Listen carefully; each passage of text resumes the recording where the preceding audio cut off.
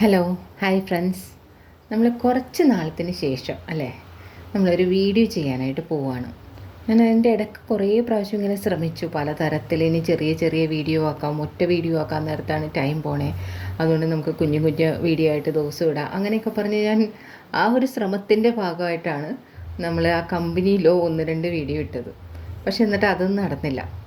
അപ്പോൾ പിന്നെ ഞാൻ ചിന്തിച്ച്, ഇങ്ങനെ നമ്മൾ നോട്ട് എല്ലാം പ്രിപ്പയർ ചെയ്ത് അല്ലെങ്കിൽ എല്ലാത്തിൻ്റെയും ഇല്ലുസ്ട്രേഷൻസ് എടുത്ത് അങ്ങനെ അത് എക്സ്പ്ലെയിൻ ചെയ്തൊക്കെ വരാൻ നേരത്തേക്കും അത് ഒത്തിരി ഡിലേ ആവണു.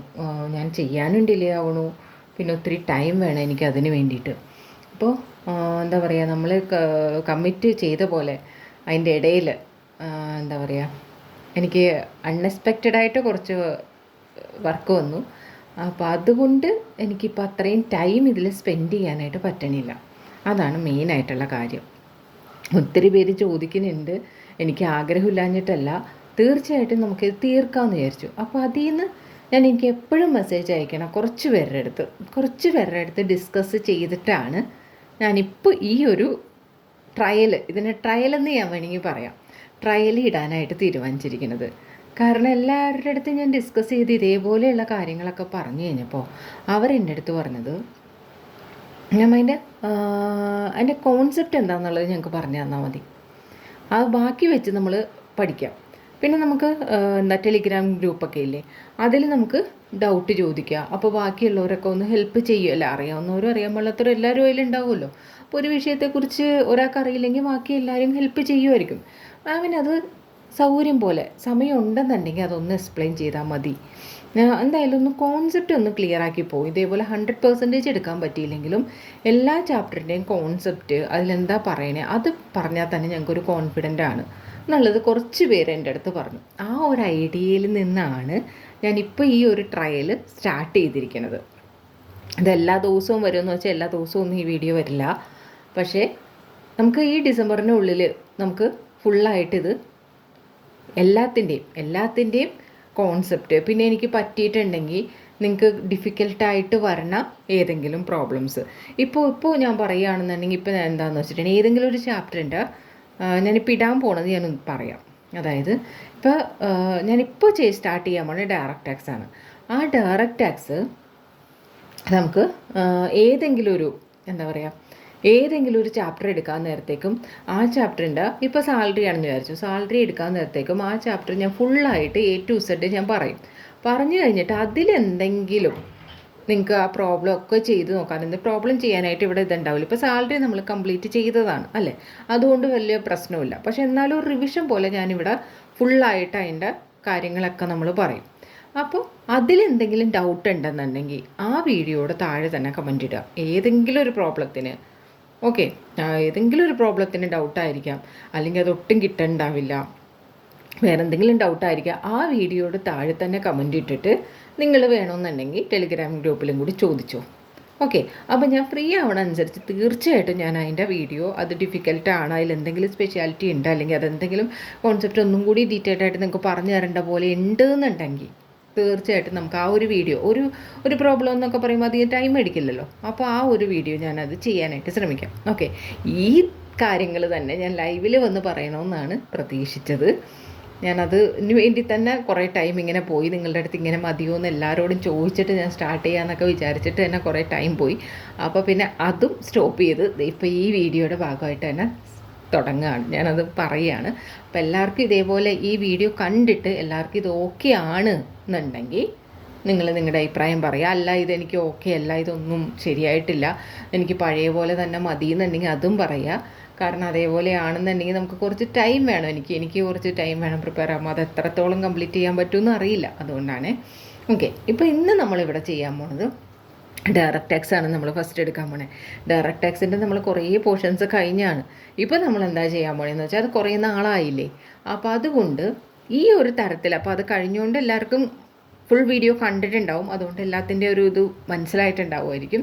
ഇപ്പോൾ നമ്മളതൊന്ന് സ്റ്റാർട്ട് ചെയ്യുമ്പോൾ നമുക്ക് എന്തെങ്കിലും ഇതിലിട്ടിട്ടുള്ള വീഡിയോ വെച്ച് സ്റ്റാർട്ട് ചെയ്യാമെന്ന് ഓർത്താണ് ഞാൻ അങ്ങനെ ഒരു പ്ലാൻ ചെയ്തത്.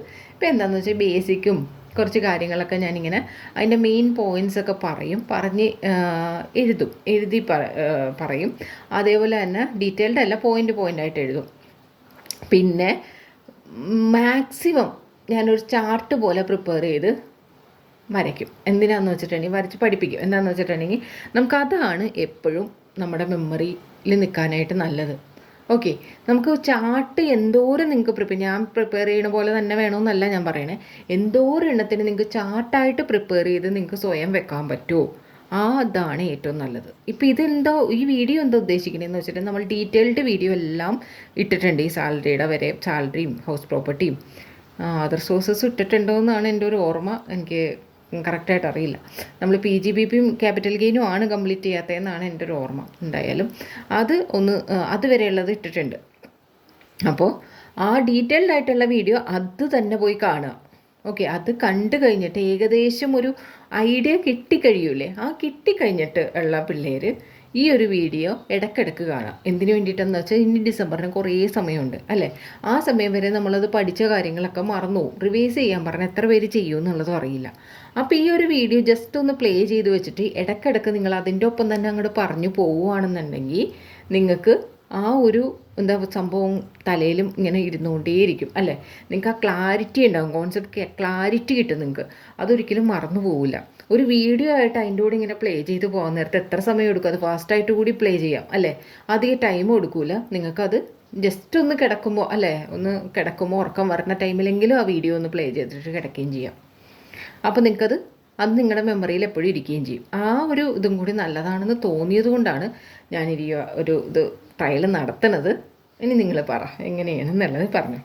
ഓക്കെ, ഇനി ഫസ്റ്റ് ടൈമാണ് ഈ വീഡിയോ കാണുന്നതെന്നുണ്ടെങ്കിൽ ഫസ്റ്റ് ഒന്ന് കേൾക്കാൻ വേണ്ടി എന്താ സംഭവങ്ങളെന്നൊക്കെ അറിയാൻ വേണ്ടിയിട്ട് ഈ വീഡിയോ എല്ലാവർക്കും യൂസ് ആയിരിക്കുള്ളൂ. കാരണം ഞാൻ അത്ര ബേസിക് ആയിട്ടുള്ള എല്ലാ കാര്യങ്ങളും, ആ ചാപ്റ്ററിലുള്ള എല്ലാ കാര്യങ്ങളും, എല്ലാ പോയിൻറ്റും മാക്സിമം ഉൾക്കൊള്ളിച്ച് പറയാനായിട്ട് ശ്രമിക്കുന്നുണ്ട്. ഓക്കെ, അത് കഴിഞ്ഞതിന് ശേഷം എൻ്റെ വീഡിയോ ഇട്ടിട്ടുണ്ടെന്നുണ്ടെങ്കിൽ എൻ്റെ ഫുൾ വീഡിയോ നിങ്ങൾ കാണുക. അല്ലെന്നുണ്ടെങ്കിൽ നമ്മുടെ മെറ്റീരിയൽ ഫുള്ളായിട്ടൊന്ന് വായിക്കുക. അഡീഷണൽ പോയിൻറ്റ്സ് ഒക്കെ നിങ്ങൾ ഇൻക്ലൂഡ് ചെയ്യുക. ഏതെങ്കിലും ഞാൻ വിട്ടിട്ടുണ്ടെങ്കിൽ മാക്സിമം ഞാൻ ചേർക്കാനായിട്ട് ശ്രമിച്ചിട്ടുണ്ട്. പിന്നെ പ്രോബ്ലംസൊക്കെ നിങ്ങൾ തന്നെ വർക്കൗട്ട് ചെയ്യുക. വർക്കൗട്ട് ചെയ്ത് കഴിഞ്ഞ ശേഷം നിങ്ങൾക്ക് ഡൗട്ട് ഉണ്ടെന്നുണ്ടെങ്കിൽ തീർച്ചയായിട്ടും കമൻറ്റായിട്ട് രേഖപ്പെടുത്തുക. അല്ലാന്നുണ്ടെങ്കിൽ ടെലിഗ്രാം ഗ്രൂപ്പിൽ ചോദിക്കുക. അല്ലാന്നുണ്ടെങ്കിൽ ഫസ്റ്റ് കമൻറ്റ് ചെയ്തിട്ട് വേണം ടെലിഗ്രാം ഗ്രൂപ്പിൽ ചോദിക്കാനായിട്ട്. ഇനി ചിലപ്പോൾ എന്താണെന്ന് വെച്ചാൽ ശ്രദ്ധിച്ചൊന്നും വരില്ല, അതുകൊണ്ടാണ് ഫസ്റ്റ് കമൻറ്റായിട്ട് ഇടാൻ പറഞ്ഞത്. പിന്നെ അപ്പോൾ നമുക്കൊന്ന് ട്രയൽ നോക്കാം, സ്റ്റാർട്ട് ചെയ്യാം. ഓക്കെ, അപ്പോൾ നമ്മൾ ബേസിക്സ് ആണ് ഫസ്റ്റ് സ്റ്റാർട്ട് ചെയ്യാൻ പോണത്. ഓക്കെ, അപ്പോൾ ടാക്സിൻ്റെ ബേസിക്. അപ്പോൾ നമ്മൾ എന്താ ഫസ്റ്റ് നോക്കണ്ടേ? ടാക്സ് എന്താണെന്നുള്ളത് അറിയണം അല്ലേ. ടാക്സ് എന്താണ്? ടാക്സ് എന്ന് വെച്ചിട്ടുണ്ടെങ്കിൽ ഗവൺമെൻറ്റിൻ്റെ മെയിൻ സോഴ്സ് ഓഫ് റവന്യൂവിനെയാണ് എന്ത് പറയണത്? ടാക്സ് എന്ന് പറയണത്. ഓക്കെ, ഗവൺമെൻറ്റിൻ്റെ മേജർ സോഴ്സ് ഓഫ് റവന്യൂവിനെയാണ് എന്ത് പറയണത്? ടാക്സ് എന്ന് പറയണത്. ഇതെന്ന് പറഞ്ഞാൽ എന്താണ്? ഇത് ടാക്സ് എന്ന് പറഞ്ഞിട്ട് വേറൊരു തരത്തിൽ പറഞ്ഞിട്ടുണ്ടെങ്കിൽ എന്താണ്? എൻഫോഴ്സ്ഡ് കോൺട്രിബ്യൂഷനാണ് അല്ലേ. നമ്മൾ നിർബന്ധിതമായിട്ടുള്ള അല്ലേ, എൻഫോഴ്സ് ചെയ്തിട്ടുള്ള കോൺട്രിബ്യൂഷനാണ്. അതേപോലെ തന്നെ ഇതിന് വേറൊന്ന് പറയുന്നുണ്ട്. എന്താണ്? പെക്യൂണിയറി ബേർഡൻ എന്ന് പറയുന്നുണ്ട്. പെക്യൂണിയറി ബേർഡൻ എന്ന് വെച്ചാൽ എന്താണ്? ഫിനാൻഷ്യൽ ബേർഡൻ ആണെന്ന്. ഇതൊരു ഫിനാൻഷ്യൽ ബേർഡൻ ആണെന്നുള്ളത്. ഓക്കെ, ഇനി ഫിനാൻഷ്യൽ ബേർഡൻ എന്നുള്ള ആ ഒരു ഇതിനോട് ശരി എത്രമാത്രം യോജിക്കാൻ പറ്റുമെന്നുള്ളത് അറിയില്ല, എന്നാലും വിട്ടോ. ഇനി അതിനെക്കുറിച്ച് അധികം നമുക്കിതിൽ പറയേണ്ട. ഇത് നമ്മുടെ ഒരു ഷോർട്ടായിട്ടുള്ള റിവിഷൻ പോലെയുള്ള ക്ലാസ് അല്ലേ. ഓക്കെ, പിന്നെ ഇനി അപ്പോൾ ടാക്സ് എന്താണെന്നുള്ളത് നമുക്കൊരു ഐഡിയ കിട്ടി അല്ലേ. ഇനി ടാക്സിൽ നമുക്ക് വേറെ കുറച്ച് കാര്യങ്ങൾ, കുറച്ച് ആർട്ടിക്കിൾ നമുക്ക് ഓർത്ത് വെക്കേണ്ടതായിട്ടുണ്ട്. ഓക്കെ, ആർട്ടിക്കിൾ നമുക്ക് എന്തായാലും ഓർത്ത് വെച്ചേ പറ്റൂ എന്നുള്ള കുറച്ച് ആർട്ടിക്കിൾ ഉണ്ട്. ആ ആർട്ടിക്കിൾ നിങ്ങൾ എന്തായാലും അതേപോലെ തന്നെ ഒന്ന് പഠിച്ചു വെക്കാൻ ശ്രമിക്കാം. ഓക്കെ, അതിൽ ഒരു മാറ്റവും കാണിക്കരുത്. ഓക്കെ, ഇനി ആർട്ടിക്കിളിൻ്റെ കാര്യം നമുക്ക് നോക്കാം.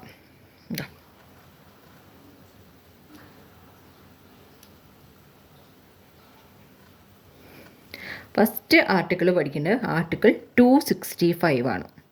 ആർട്ടിക്കിൾ 265 ആണ് ഫസ്റ്റായിട്ട് നമ്മൾ ഓർത്ത് വയ്ക്കേണ്ട ആർട്ടിക്കിൾ. എന്താണ് ആ 265 പറയണത്?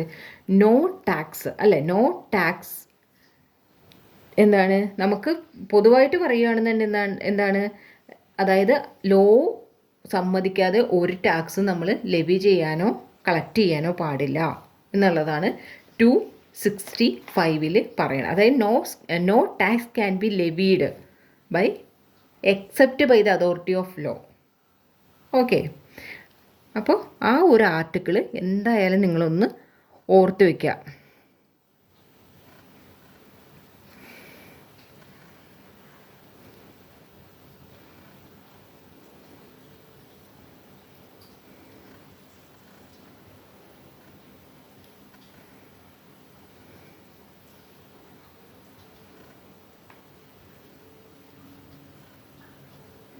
except by the authority of law. Okay.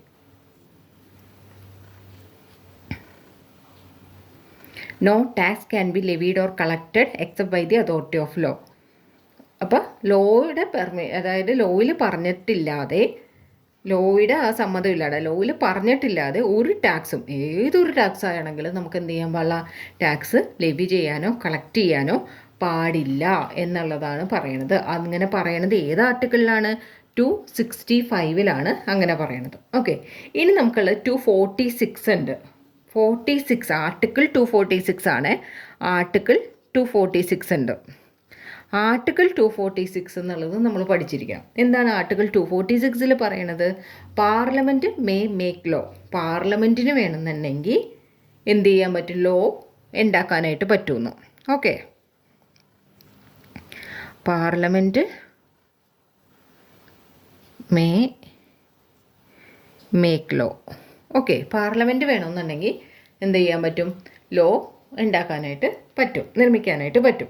ഇനി അതേ 246 എന്തിലാണ്? ഷെഡ്യൂള് 7. അതേ 246 ഷെഡ്യൂള് 7 പറയണ കാര്യമാണ്. നമുക്ക് എന്തായിട്ടുണ്ട്? ഇതിന് 3 കാറ്റഗറി ആയിട്ട് തിരിക്കുന്നുണ്ടെന്ന്. ഇതിന് നമുക്ക് ടാക്സ് കളക്ട് ചെയ്യാൻ വേണ്ടിയിട്ട് 3 കാറ്റഗറി ആയിട്ട് തിരിക്കുന്നുണ്ട്. അതിൽ ഫസ്റ്റ് കാറ്റഗറിയിൽ വരുന്നതാണ് ലിസ്റ്റ് 1, അതേപോലെ ലിസ്റ്റ് 2, ലിസ്റ്റ് 3. ഇങ്ങനെ 3 കാറ്റഗറി ആയിട്ട് ഇതിന് തിരിക്കുന്നുണ്ട്. ഓക്കെ, ലിസ്റ്റ് 1 എന്ന് പറയുന്നതാണ് യൂണിയൻ ലിസ്റ്റ്. എന്താണ്? Union list, list 1. ലിസ്റ്റ് 2 ആണ് സ്റ്റേറ്റ് ലിസ്റ്റ്. ഓക്കെ, ലിസ്റ്റ് 3 ആണ് കൺകറൻറ്റ് ലിസ്റ്റ്.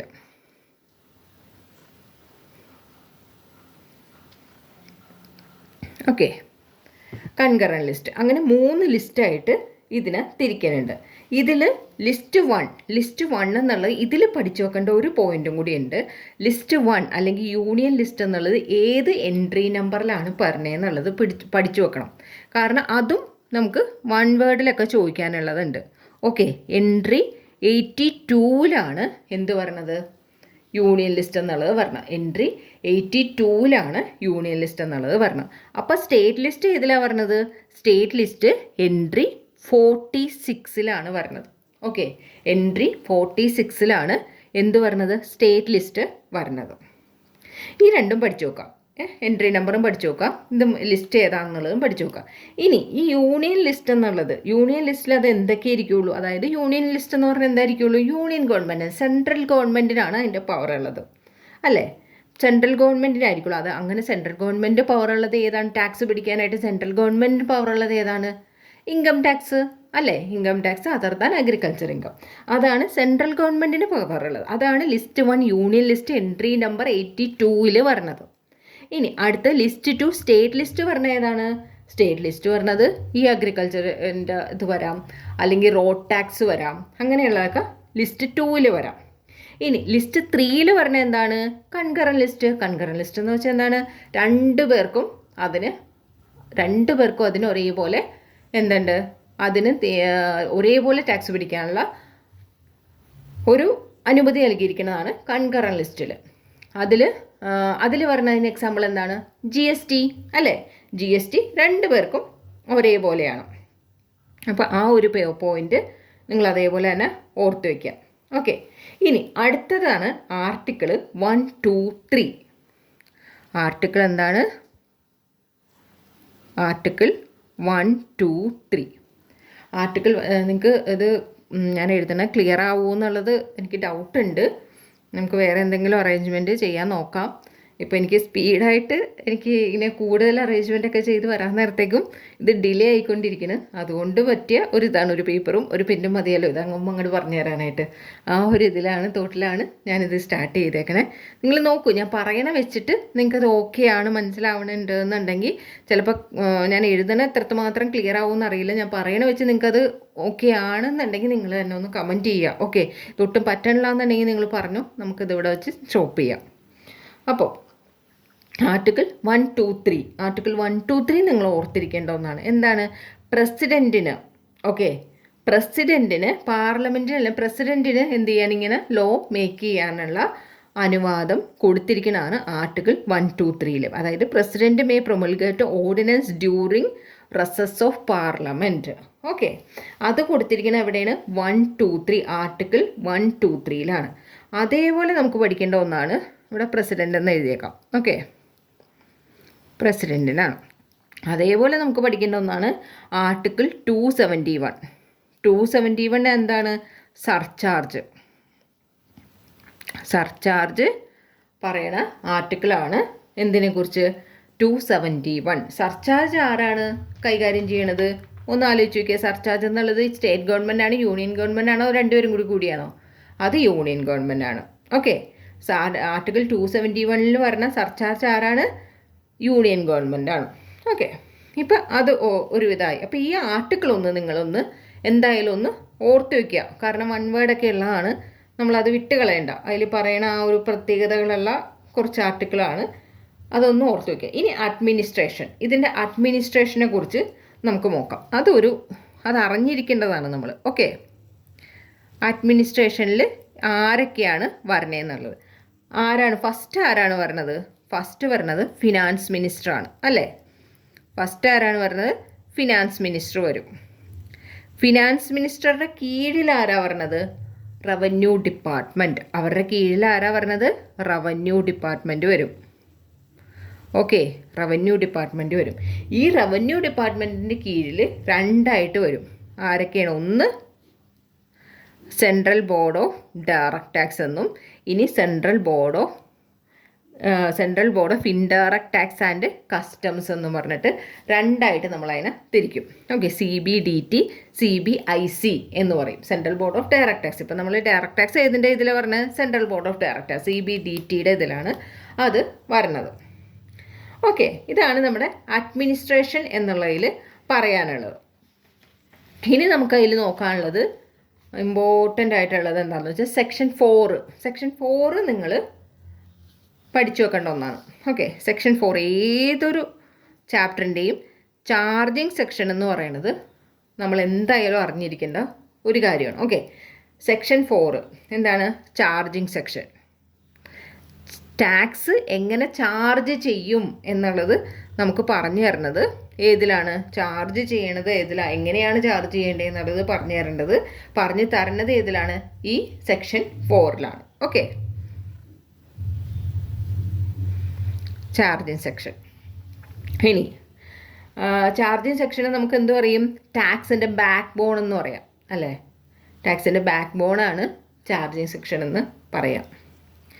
ഇനി എന്താണ് നമുക്കിനി മെയിനായിട്ട് പറയാനുള്ളത് ഇതിൽ, അതായത് ആ ബേസിക് എന്നുള്ള ചാപ്റ്ററിൽ വേറൊരു മെയിൻ കാര്യം പറയാനുള്ളതെന്ന് വെച്ചിട്ടുണ്ടെങ്കിൽ, income of the previous year of a person is charge to tax in the immediate following assessment year അല്ലേ? നമുക്കെന്താണ് ഒരു പ്രീവിയസ് ഇയറിലെ ഇൻകം ഏതെങ്കിലും ഒരു പേഴ്സൺ ഏതാണെന്നൊക്കെ നമുക്ക് പറയാം. പേഴ്സൻ്റെ ഒരു പ്രീവിയസ് ഇയർ എന്താണെന്ന് നമുക്ക് പറയാം. ഓക്കെ, അതിൻ്റെ ഇൻകം ചാർജ് ചെയ്യണത് എന്താണ്? ടാക്സ് ചാർജ് ചെയ്യാൻ പോണേ ഇമ്മീഡിയറ്റ് ഫോളോയിങ് അസസ്മെൻറ്റ് ഇയർ അല്ലേ? അതിൻ്റെ തൊട്ടടുത്ത അസസ്മെൻറ്റ് ഇയറിലാണ് എന്ത് ചെയ്യണത്? ഒരു പേഴ്സൻ്റെ ഇൻകം ചാർജ്, അവന് കിട്ടിയ ഇൻകം, ആ ഒരു പ്രീവിയസ് ഇയറിൽ അവൻ കിട്ടിയ ഇൻകം ചാർജ് ചെയ്യാൻ പോണത് തൊട്ടടുത്തുള്ള അസസ്മെൻറ്റ് ഇയറിലാണ്. ഓക്കെ, ഇനി നമുക്ക് റേറ്റ് ഓഫ് ടാക്സ് അല്ലേ? ടാക്സ് ആപ്ലിക്കബിൾ ആവുന്നത് ഏതനുസരിച്ചാണ്? ഒന്ന് ഇൻകം ടാക്സ് ആക്ട് 1961 അനുസരിച്ചും, അതേപോലെ തന്നെ ഫിനാൻസ് ആക്ട് അനുസരിച്ചും. ആ ഒരു വർഷത്തെ ഫിനാൻസ് ആക്ട് ഉണ്ട്, ആ ഓരോ ഫിനാൻസ് ആക്ട് അനുസരിച്ചും ഇൻകം ടാക്സിൻ്റെ 1961 പറഞ്ഞ അനുസരിച്ചാണ് അമെൻമെൻറ്റ് ഉണ്ടാവും അപ് ടു ഡേറ്റ് ആയിട്ട്. അതൊക്കെ അനുസരിച്ചാണ് നമുക്ക് റേറ്റ് ഓഫ് ടാക്സ് ആപ്ലിക്കബിൾ ആവുന്നത്. ഇനി ഇതിൽ പറഞ്ഞ പോലെ തന്നെ നമുക്ക് പ്രീവിയസ് ഇയർ എന്താണെന്ന് അറിയണം, പേഴ്സൺ എന്താണെന്ന് അറിയണം, അസസ്മെൻറ്റ് ഇയർ എന്താണെന്ന് അറിയാം. ഓക്കെ, അതിന് മുന്നേ നമുക്ക് എന്താണ് ഫിനാൻഷ്യൽ ഇയർ എന്താണെന്ന് അറിയണം. ഓക്കെ, നമുക്ക് അറിയേണ്ട ഒന്നാണ് ഫിനാൻഷ്യൽ ഇയർ. ഫിനാൻഷ്യൽ ഇയറിന് ഞാൻ FY എന്ന് ഇട്ടിട്ടുണ്ട്. ഓക്കെ, ഫിനാൻഷ്യൽ ഇയർ എന്നുള്ളത് എന്താണെന്ന് അറിയണം. ഫിനാൻഷ്യൽ ഇയർ എന്ന് പറഞ്ഞാൽ എന്താണ്, നമുക്കുള്ള ആ 12 മന്ത് പീരീഡിനെയാണ് നമ്മളിവിടെ ഫിനാൻഷ്യൽ ഇയർ എന്ന് പറയുന്നത്. അപ്പോൾ അതായത് ജാനുവരി ടു ഡിസംബർ ആണോ? അല്ല, ജാനുവരി ടു ഡിസംബർ അല്ല. അതിന് നമ്മൾ എന്ത് പറയും? കലണ്ടർ ഇയർ എന്ന് പറയും. ഓക്കെ, അപ്പോൾ ഫിനാൻഷ്യൽ ഇയർ എന്താണ്? ഫിനാൻഷ്യൽ ഇയർ എന്ന് പറയുന്നത് ഓരോ വർഷത്തിൻ്റെയും ഫസ്റ്റ് ഏപ്രിലിൽ സ്റ്റാർട്ടായിട്ട് ഇനി നെക്സ്റ്റ് ഇയറിൻ്റെ 31 മാർച്ച് വരെയുള്ള പീരീഡിനെയാണ് എന്ത് പറയണത്? ഫിനാൻഷ്യൽ ഇയർ എന്ന് പറയണത്. ഓക്കെ, ഓരോ വർഷത്തിൻ്റെ ഏതെങ്കിലും ഒരു വർഷത്തിൻ്റെ ഏപ്രിൽ 1 അത് സ്റ്റാർട്ട് ആവണം. 12 മന്ത് പീരീഡാണ് ഫിനാൻഷ്യൽ ഇയർ എന്ന് പറയുന്നത്. അത് എപ്പോഴാണ് സ്റ്റാർട്ട് ആവണേ? ഏതെങ്കിലും ഒരു വർഷത്തിൻ്റെ ഫസ്റ്റ് ഏപ്രിലിൽ സ്റ്റാർട്ട് ചെയ്തിട്ട് നെക്സ്റ്റ് ഇയറിൻ്റെ 31 മാർച്ച് വരുമ്പോൾ അത് കംപ്ലീറ്റ് ആവും. അങ്ങനെയുള്ള 12 മന്ത് പീരീഡിനെയാണ് ഫിനാൻഷ്യൽ ഇയർ എന്ന് പറയുന്നത്. ഇനി ഈ ഫിനാൻഷ്യൽ ഇയർ തന്നെ നമുക്ക് 2 ആയിട്ട് വേണമെങ്കിൽ തിരിക്കാം. എങ്ങനെ തിരിക്കാം? ഒന്ന് പ്രീവിയസ് ഇയർ എന്നും ഇനി ഒന്ന് എന്തിനെ പറയാം? അസസ്മെൻറ്റ് ഇയർ എന്നും പറഞ്ഞ് 2 ആയിട്ട് വേണമെങ്കിൽ നമുക്ക് അങ്ങനെ ഒന്ന് ക്ലാസിഫൈ ചെയ്യാം. ഓക്കെ, ഈ പ്രീവിയസ് ഇയർ എന്ന് പറഞ്ഞിട്ടുണ്ടെങ്കിൽ പ്രീവിയസ് ഇയർ എന്താണ്? പ്രീവിയസ് ഇയർ ഫിനാൻഷ്യൽ ഇയർ തന്നെയാണ് അല്ലേ? In which income is earned, income earn ചെയ്യണ ആ ഒരു ഫിനാൻഷ്യൽ ഇയറിനെയാണ് നമ്മൾ എന്ത് പറയുന്നത്? പ്രീവിയസ് ഇയർ എന്ന് പറയുന്നത്. പ്രീവിയസ് ഇയറിൽ പറയുന്ന സെക്ഷൻ ഏതാണ്? സെക്ഷൻ 3 ആണ് പ്രീവിയസ് ഇയറിനെ കുറിച്ച് പറയണത്. ഓക്കെ, ഇൻകം ഏൺ ചെയ്യണ ആ ഫിനാൻഷ്യൽ ഇയറിനെയാണ് നമ്മൾ പ്രീവിയസ് ഇയർ എന്ന് പറയുന്നത്. അപ്പോൾ അസസ്മെൻറ്റ് ഇയർ എന്ന് വെച്ചാൽ എന്താണ്? ഈ ഇൻകം ഏൺ ചെയ്തില്ലേ അത് അസസ് ചെയ്യണത്, അത് നമുക്ക് കാൽക്കുലേറ്റ് ചെയ്ത് എത്ര ടാക്സ് അടക്കണം എന്ന് കാണുന്നതാണ് എന്ത് പറയുന്നത്? അസസ്മെൻറ്റ് ഇയർ എന്ന് പറയുന്നത്. ഈ അസസ്മെൻറ്റ് ഇയർ ഏത് സെക്ഷനിലാണ് പറഞ്ഞത്? ഈ അസസ്മെൻറ്റ് ഇയർ സെക്ഷൻ 2(9) അസസ്മെൻറ്റ് ഇയറിനെ കുറിച്ച് പറയണത്. ഏത് സെക്ഷനിലാണ് പറഞ്ഞത്? സെക്ഷൻ 2(9) അസസ്മെൻറ്റ് ഇയറിനെ കുറിച്ച് പറയുന്നത്. അപ്പോൾ അസസ്മെൻറ്റ് ഇയർ എന്താ? Assessment year is the financial year in which income earned in previous year is charge to tax. അതിനെയാണ് അസസ്മെൻറ്റ് ഇയർ എന്ന് പറയണത്. ഓക്കെ, ഇനി ഇപ്പോൾ പറഞ്ഞതിന് കുറച്ച് എക്സംഷൻസ് ഉണ്ട്. എന്താണ് ഇപ്പോൾ പറഞ്ഞത്? നമ്മൾ പ്രീവിയസ് ഇയറിൽ നമുക്ക് എത്ര ഇൻകം കിട്ടിയോ ആ ഇൻകം നമുക്ക് അസസ്മെൻറ്റ് ഇയറിൽ തൊട്ടടുത്ത അസസ്മെൻറ്റ് ഇയർ തന്നെ നമുക്ക് ടാക്സ് ചെയ്യാം എന്ന് പറഞ്ഞതിന് കുറച്ച് വ്യത്യാസമുണ്ട്. അതിന് മുന്നേ ഞാനൊരു കാര്യം ചോദിക്കട്ടെ. പ്രീവിയസ് ഇയർ അസസ്മെൻറ്റ് ഇയർ എന്താ? അത് പോട്ടെ, നമ്മൾ ഈ പ്രാവശ്യം ഇപ്പം അത് ഡിസംബർ 24 നമ്മൾ എക്സാം എഴുതാൻ പോവുകയാണ് അല്ലേ? ആ എക്സാം എഴുതുന്നതിന് ഏത് ഫിനാൻഷ്യൽ ഇയർ ആണ് നമുക്ക് ആപ്ലിക്കബിൾ ആയിട്ടുള്ളത്? ഈ ഇപ്പോൾ 24 ഡിസംബറിൽ എക്സാം എഴുതാൻ പോണു. അപ്പോൾ നമുക്ക് ഏത് ഫിനാൻഷ്യൽ ഇയർ ആണ് ആപ്ലിക്കബിൾ ആയിട്ടുള്ളത്? 24-25 ആണോ ആപ്ലിക്കബിൾ? അതായത് 24 ഏപ്രിലിൽ ഇരുന്ന് 25 മാർച്ച് വരേക്കുള്ള ഇതാണോ ആപ്ലിക്കബിൾ ആയിട്ടുള്ളത്? അല്ല. ഏതാണ് ആപ്ലിക്കബിൾ ആയിട്ടുള്ളത്? 23-24 ആണ് നമുക്ക് ആപ്ലിക്കബിൾ ആയിട്ടുള്ള നമ്മുടെ ഫിനാൻഷ്യൽ ഇയർ. നമ്മുടെ ഫിനാൻഷ്യൽ ഇയർ എന്ന് പറഞ്ഞാൽ ഏതാണ്? April 1 23 March 31 24. ഓക്കെ, അതായത് 23-24 ഫിനാൻഷ്യൽ ഇയർ ആണ് നമ്മുടെ ഫിനാൻഷ്യൽ ഇയർ. നമ്മുടെ എക്സാമിൻ്റെ ഫിനാൻഷ്യൽ ഇയർ എന്ന് പറഞ്ഞാൽ 23-24 ആണ്. ഓക്കെ, നമ്മുടെ അതേപോലെ അസസ്മെൻറ്റ് ഇയർ എന്ന് പറഞ്ഞാൽ എത്രയാണ്? 24-25 ആണ് നമുക്ക് അസസ്മെൻറ്റ് ഇയർ എന്ന് പറഞ്ഞത്. ഏതൊരു വർഷത്തിൻ്റെ ഫിനാൻഷ്യൽ ഇയർ എന്തായിരിക്കുള്ളൂ? ഇനിയൊരു വർഷത്തിൻ്റെ അസസ്മെൻറ്റ് ഇയർ ആവാം. ഓക്കെ, അതിനെക്കുറിച്ച് കൂടുതലായിട്ട് നമുക്ക് പറയണോ? ഇപ്പം നമുക്ക് എന്നാൽ 23-24 ഇയർ ആണ്. അതെന്ന് വെച്ചിട്ടുണ്ടെങ്കിൽ 23-24 ഇയറിൻ്റെ അസസ്മെൻറ്റ് ഇയർ എന്ന് വെച്ചാൽ തൊട്ടടുത്ത വർഷം മാർച്ച് എപ്പോൾ തീരുമോ അതിൻ്റെ അടുത്ത വർഷത്തിലേക്കുള്ള 24-25 ആണ് അതിൻ്റെ അസസ്മെൻറ്റ് ഇയർ ആയിട്ട് പറയണത്. ഓക്കെ, ഇനി അടുത്ത എന്താ? ഇതിന് ചില എക്സംഷൻസ് ഉണ്ടെന്ന് പറഞ്ഞു. അത് ഏതൊക്കെയാണ്? അതിൻ്റെ സെക്ഷനും നിങ്ങൾ എന്തായാലും ഒന്ന് പഠിച്ചു വെക്കുക.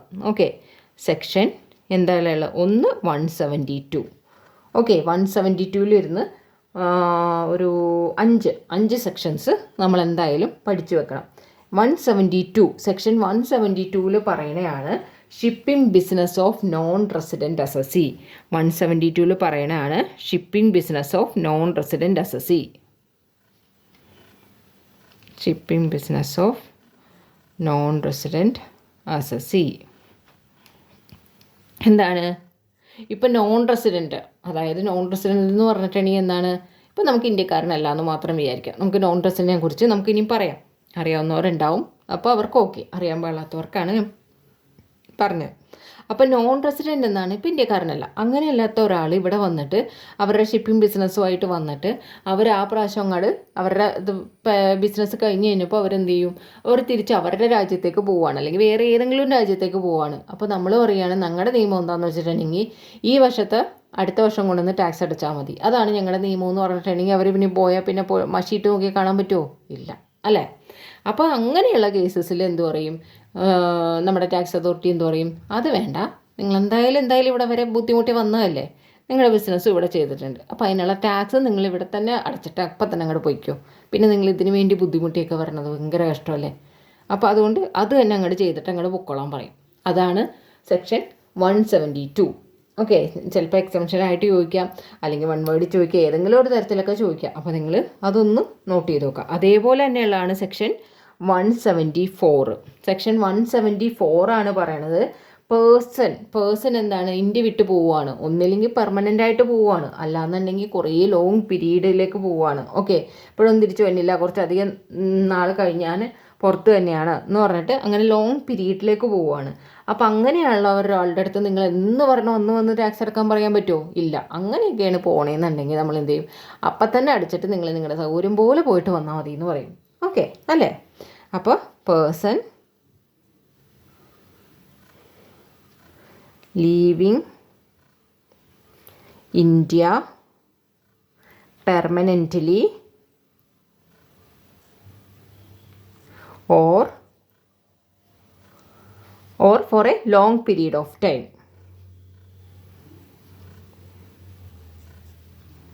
Or for a long period. Okay, അപ്പോൾ 172 പറഞ്ഞു, 174 പറഞ്ഞു. അതേപോലെ തന്നെയുള്ളതാണ് 174A. 174A, section 174A. 174Aയിൽ എന്താ പറയണത്, income of bodies formed for short duration എന്ന് വെച്ചിട്ടുണ്ടെങ്കിൽ എന്താണ്, ഏതെങ്കിലും ഒരു ബോഡീസ് നമ്മൾ എന്ത് ചെയ്യും, അതിൽ നിന്ന് ഇൻകം ജനറേറ്റ് ചെയ്യും, പക്ഷെ അത് സ്റ്റാർട്ട് ചെയ്തിരിക്കുന്നത് വല്ല ഒരു ചെറിയൊരു കാലയളവിലേക്കായിരിക്കുള്ളൂ. കാരണം അവരുടെ ആ ഒരു സ്പെഷ്യൽ കേസ് കഴിഞ്ഞാൽ, അല്ലെങ്കിൽ അവരുടെ ആ സ്പെഷ്യൽ ഒരു പർപ്പസ് കഴിഞ്ഞാൽ ആ ബിസിനസ് പിന്നെ ഉണ്ടാവുകയില്ല, ആ ബിസിനസ് അങ്ങനെ തന്നെ ക്ലോസ് ചെയ്തു. അപ്പോൾ അങ്ങനെയുള്ള ആ ബിസിനസ് ക്ലോസ് ചെയ്ത് കഴിഞ്ഞ് എല്ലാവരും കാശും വാങ്ങി അവരുടെ ആ പണിക്ക് പാട്ടിന് പോയതിന് ശേഷം നമ്മൾ അടുത്ത ഫിനാൻഷ്യൽ ഇയർ വന്ന് ആരെ എങ്ങനെ വന്ന് അത് ടാക്സ് അടക്കാൻ പറയാനാണ്? അല്ല, ഒരു രക്ഷയില്ല. അപ്പോൾ നമ്മൾ എന്ത് ചെയ്യും, അപ്പം അങ്ങനെയുള്ള കേസിൽ നമ്മൾ എന്ത് ചെയ്യും, നമുക്ക് ഇപ്പോൾ അവർ ക്ലോസ് ചെയ്യണോ അതിന് മുന്നേ ആയിട്ട് നമുക്ക് ടാക്സ് അടച്ചിട്ട് പോയിക്കോ എന്ന് നിങ്ങൾ എന്താണെന്ന് വെച്ചാൽ നിർത്തി പോയിക്കോ എന്ന് പറയും അല്ലേ? അപ്പോൾ ഇൻകം ഓഫ് ബോഡീസ് എന്താണ്, formed for short duration, form ചെയ്തിരിക്കുന്നത് ഷോർട്ട് ഡ്യൂറേഷനിലേക്കാണ്. അങ്ങനെയാണെങ്കിലും നമ്മൾ അവരോട് അത് തന്നെ പറയുള്ളൂ. ഓക്കെ, ഇനി അടുത്ത സെക്ഷനാണ് 175. അതും നമ്മൾ ഓർത്ത് വെക്കേണ്ട സെക്ഷനാണ്. എന്താണ് 175 എന്ന് വെച്ചിട്ടുണ്ടെങ്കിൽ എന്താണ്, ഒരു പേഴ്സൺ നമുക്ക് ടാക്സ് ഞാൻ കൂടുതൽ കെട്ടുന്നുണ്ട് എന്ന് പറഞ്ഞിട്ട് എനിക്ക് ആ ടാക്സ് ഒന്ന് കുറയ്ക്കാൻ വേണ്ടിയിട്ട് ഞാൻ എന്ത് ചെയ്യും, എൻ്റെ കുറച്ച് പ്രോപ്പർട്ടി എടുത്ത് വേറെ ഒരാൾക്ക് ട്രാൻസ്ഫർ ചെയ്യും. കാരണം ആക്ച്വലി പറഞ്ഞാൽ ലീഗലി അല്ലാണ്ട്, കാരണം ടാക്സ് ഒന്ന് കുറയ്ക്കാൻ വേണ്ടിയിട്ട്. അപ്പോൾ അത് എന്ത് ചെയ്യും, അങ്ങനെയൊന്നും നടക്കണ കാര്യമല്ല, നമ്മൾ അങ്ങനെയൊന്നും പറ്റില്ല അല്ലേ? Income of a person who is likely to transfer property to എന്തിനു വേണ്ടിയിട്ട്, അവോയ്ഡ് ടാക്സ് അവോയ്ഡ് ചെയ്യാൻ വേണ്ടിയിട്ടെന്നുള്ള ഇതിന് ഉത്തമ ബോധ്യം ടാക്സ് അതോറിറ്റിക്ക് വന്നിട്ടുണ്ടെങ്കിൽ അവരോടും പറയും, അത് നിങ്ങൾ ആരുടെ പേരിൽ വേണമെങ്കിൽ എന്ത് ചെയ്യുക, ട്രാൻസ്ഫർ ചെയ്ത് കൊടുത്തോ, പക്ഷേ ടാക്സ് നിങ്ങൾ കെട്ടിയിട്ട് നിങ്ങൾ ആർക്കാണെന്ന് വെച്ചാൽ എന്താണെന്ന് വെച്ചാൽ കൊടുത്തോ, അതൊന്നും ഞങ്ങൾക്ക് വിഷയമല്ല എന്നവർ പറയും അല്ലേ? Transfer property to avoid tax, alienate asset എന്നും പറയും. ആ ഒരു വേർഡും കൂടി ഒന്ന് പഠിച്ചു നോക്കുക. ഞാൻ ആ ഒരു വേർഡാണ് എഴുതണത്, ഏലിനേറ്റ് അസറ്റ്. എന്താണ്, income of a person who is likely to transfer property to avoid tax. അതേപോലെ നമുക്ക് പഠിക്കാനുള്ള ഒരു സെക്ഷനാണ് 176. എന്താണ്, ഇൻകം ഓഫ് ഡിസ്കണ്ടിന്യൂഡ് ബിസിനസ്. ഒരു ബിസിനസ് നമ്മൾ എന്ത് ചെയ്യണം, ഇനി നടത്തിക്കൊണ്ട് പോകാൻ ഞങ്ങളെ കൊണ്ട് പറ്റണില്ല, നല്ല നടത്തിയെടുത്തോളം കാലം നല്ല സൂപ്പർ പ്രോഫിറ്റായിരുന്നു. അതുകൊണ്ട് ഞങ്ങൾക്ക് എന്ത് ചെയ്യണം, ഇനി ഞങ്ങൾക്ക് അത് നടത്താനുള്ള ഒരു രക്ഷയില്ല അല്ലേ. അതായത് പ്രോഫിറ്റ് എന്ന് വെച്ചാൽ എന്ത് ഉദ്ദേശിച്ചത്, അത്രയും കുത്തുവാള എടുത്തെന്ന്. അപ്പോൾ ഇനി അത് നടത്തിക്കൊണ്ട് പോണേൽ ഇനി ഒരർത്ഥമില്ല എന്ന് നമ്മൾ പറയുകയാണ്. അപ്പോൾ നമ്മുടെ എന്താണ് പറയുന്നത്, അസസിങ് ഓഫീസർക്ക് തന്നെ അത് ബോധ്യപ്പെട്ട് നിങ്ങൾ ഇത്രയും ബുദ്ധിമാന്മാരും ഇത്രയും കഴിവുള്ളവരും ഇനി ബിസിനസ് നടത്തി ഇതിൽ കൂടുതൽ ഇനി ഒന്നും പോകാനില്ല, അതുകൊണ്ട് നിങ്ങൾ അവിടെ വെച്ച് തന്നെ നിർത്തിക്കോ എന്ന് ബോധ്യപ്പെടുകയാണെന്നുണ്ടെങ്കിൽ അവരുടെ അടുത്തും പറയും, നിങ്ങൾ ഈ ടാക്സ് ഒന്ന് കെട്ടിയിട്ട് എങ്ങനെയെങ്കിലും കഷ്ടപ്പെട്ട് ഈ ടാക്സ് എങ്കിലും ഒന്ന് കെട്ടിയിട്ട് നിങ്ങളൊന്ന് നിർത്തിപ്പോയി തരുമോ എന്ന് ചോദിക്കൂലേ. ആ അവസ്ഥയിൽ 176. അപ്പോൾ നമ്മൾ ഈ എക്സംഷൻസ് ഒന്ന് പഠിച്ചു വെക്കുക. 172 സെക്ഷൻ ഉൾപ്പെടെ, 172 shipping business of non resident SSC, 174 person leaving India എങ്ങനെയാണ്, permanently or for long period. 174 ഏതെങ്കിലും ഒരു ബോഡീസ് ഫോം ചെയ്തിരിക്കുന്നത് ഫോർ ഷോർട്ട് ഡ്യൂറേഷന് വേണ്ടിയിട്ടാണെന്നുണ്ടെങ്കിൽ. 175 person transfer property to avoid tax. 176 discontinued business discontinued ചെയ്യുവാണെന്നുണ്ടെങ്കിൽ. ഓക്കെ, ഇതൊന്ന് ഓർത്ത് വയ്ക്കുക. ഇത് ഏത് തരത്തിലാണെന്നുണ്ടെങ്കിലും എപ്പോഴാണെന്നുണ്ടെങ്കിലും നമുക്ക് ഉപകാരപ്പെടുന്ന ഒന്നാണ്. ഇനി നമുക്ക് അറിഞ്ഞിരിക്കേണ്ട ഒരു സംഭവമാണ് സെക്ഷൻ 231. സെക്ഷൻ 231 എന്താ പറയണത്, പേഴ്സൺ. ഓക്കെ, പേഴ്സൺ ആരാന്നുള്ളതിനെ കുറിച്ച് പറയണത്. ഇതൊന്നും നമുക്കൊന്നുമില്ല, പ്രത്യേകിച്ച് ഞാൻ എന്താണ് മുന്നേയൊക്കെ MCQയിൽ വരെയും വന്നിട്ടുണ്ട് ഈ സംഭവം. ഓക്കെ, എത്ര നമ്പർ ഇതിൽ ഉൾപ്പെടുന്നതിൽ എത്ര നമ്പർ ഉണ്ട്, അല്ലെങ്കിൽ ഇത്ര പേരൊക്കെ തന്നിട്ട് അവരൊക്കെ ഇതിലുണ്ടോ ഇല്ലയോ, അങ്ങനെയൊക്കെയുള്ള ക്വസ്റ്റ്യൻസ് ഒക്കെ ഈ ഒരു ചെറിയൊരു ഡെഫിനിഷനിൽ നിന്ന് 231 എന്നുള്ള ആ ഡെഫിനിഷനിൽ നിന്ന് ചോദിച്ചിട്ടുണ്ട്. അതിൻ്റെ സെക്ഷനിൽ ഉൾപ്പെടെ ചോദിച്ച് ഞാൻ കണ്ടിട്ടുണ്ട്. ഒന്ന് പഠിച്ചു നോക്കാം. ഓക്കെ, പേഴ്സണിൽ നിന്നുള്ളതിൽ ഇൻക്ലൂഡ് ചെയ്യണത് ആരൊക്കെയാണ്? ഒന്നാമത്തെ ആൾ ആരാണ്? ഇൻഡിവിജ്വൽ എന്ന് പറഞ്ഞിട്ടുണ്ടെങ്കിൽ അതിൽ ആരൊക്കെ വരും? അതിൽ ഇൻക്ലൂഡ് ചെയ്യണത് മൈനറിനെ ഇൻക്ലൂഡ് ചെയ്യും. ഓക്കെ, മൈനറിനെ നമ്മൾ മൈനർ അല്ലേ എന്ന് വിചാരിച്ചിട്ട് അയാളെ ഇൻക്ലൂഡ് ചെയ്യാതെ ഇരിക്കരുത്. മൈനർ ഇൻക്ലൂഡ് ചെയ്യും, അതേപോലെ തന്നെ അൺസൗണ്ട് മൈൻഡും ഇൻക്ലൂഡ് ചെയ്യും. ഓക്കെ, അൺസൗണ്ട് മൈൻഡും എന്തിൽ ചെയ്യും? ഇൻഡിവിജ്വൽ എന്നുള്ളതിൽ ഇൻക്ലൂഡ് ചെയ്യും. ഓക്കെ, ഇനി രണ്ടാമത്തെ കാറ്റഗറിയിലുള്ള ആരാണ്? HUF, ഹിന്ദു അൺഡിവൈഡഡ് ഫാമിലിയിൽ ഇൻക്ലൂഡ് ചെയ്യണതാണ് ജെയിൻ ആൻഡ് സിഖ് എന്നുള്ളവർ ഹിന്ദു അൺഡിവൈഡഡ് ഫാമിലിയിൽ ഇൻക്ലൂഡ് ചെയ്യും. അതേപോലെ തന്നെ പറഞ്ഞതാണ്, ഇതിൽ ഓർത്ത് വെക്കേണ്ട ഒന്നാണ് അൺമാരീഡ് ഡോട്ടർ. അതായത് നമ്മൾ കല്യാണം കഴിഞ്ഞു പോയിട്ടുള്ള പെൺകുട്ടികളാണെന്നുണ്ടെങ്കിൽ ഇതിൽ വരില്ല. കല്യാണം കഴിക്കാതിരിക്കുന്ന കുട്ടി പെൺകുട്ടികളുണ്ടാവില്ലേ, അവരൊക്കെയാണ് ഇതിൽ ഇൻക്ലൂഡഡ് ആവണത്. Unmarried daughter. ഓക്കെ, അവർ ഇതിൽ ഇൻക്ലൂഡ് ചെയ്യും. അതേപോലെ മൂന്നാമത്തെ കാറ്റഗറിയാണ് എന്ത് പറയണത്? കമ്പനി എന്ന് പറയണത് മൂന്നാമത്തെ കാറ്റഗറി. ഓക്കെ, നാലാമത്തെ കാറ്റഗറിയിൽ പറഞ്ഞതാണ് ഫേം. കമ്പനി കഴിഞ്ഞാൽ വന്നതാണ് ഫേം. ഫേമിൽ LLP ഇൻക്ലൂഡ് ചെയ്യും. ഫേമിൽ ഇൻക്ലൂഡ് ചെയ്യേണ്ടതായിട്ട് നോക്കേണ്ടത് നമ്മൾ LLP ആണ്. അപ്പോൾ എന്തൊക്കെ പഠിച്ചു? Individual, HUF, company, firm. 4 പേരായോ? ഇനി അഞ്ചാമത്തെ ആളാണ് AOP അല്ലെങ്കിൽ ആരാണ്? BOA. ഓക്കെ, അവർ വരും. അത് ഇൻകോപ്പറേറ്റഡ് ഓർ നോട്ട്. ഇൻകോപ്പറേറ്റഡ് ആയാലും അല്ലാന്നുണ്ടെങ്കിലും AOP BOA ഇതിൽ വരും. ഓക്കെ, AOP BOA എന്ന് പറഞ്ഞാൽ ആരൊക്കെയാണ്? ഈ ചാരിറ്റബിൾ ട്രസ്റ്റാ, ക്ലബ്ബാ, അങ്ങനെയൊക്കെയുള്ള സംഭവങ്ങൾ. ഇനി ആറാമത്തെ എന്താണ്? Local authority.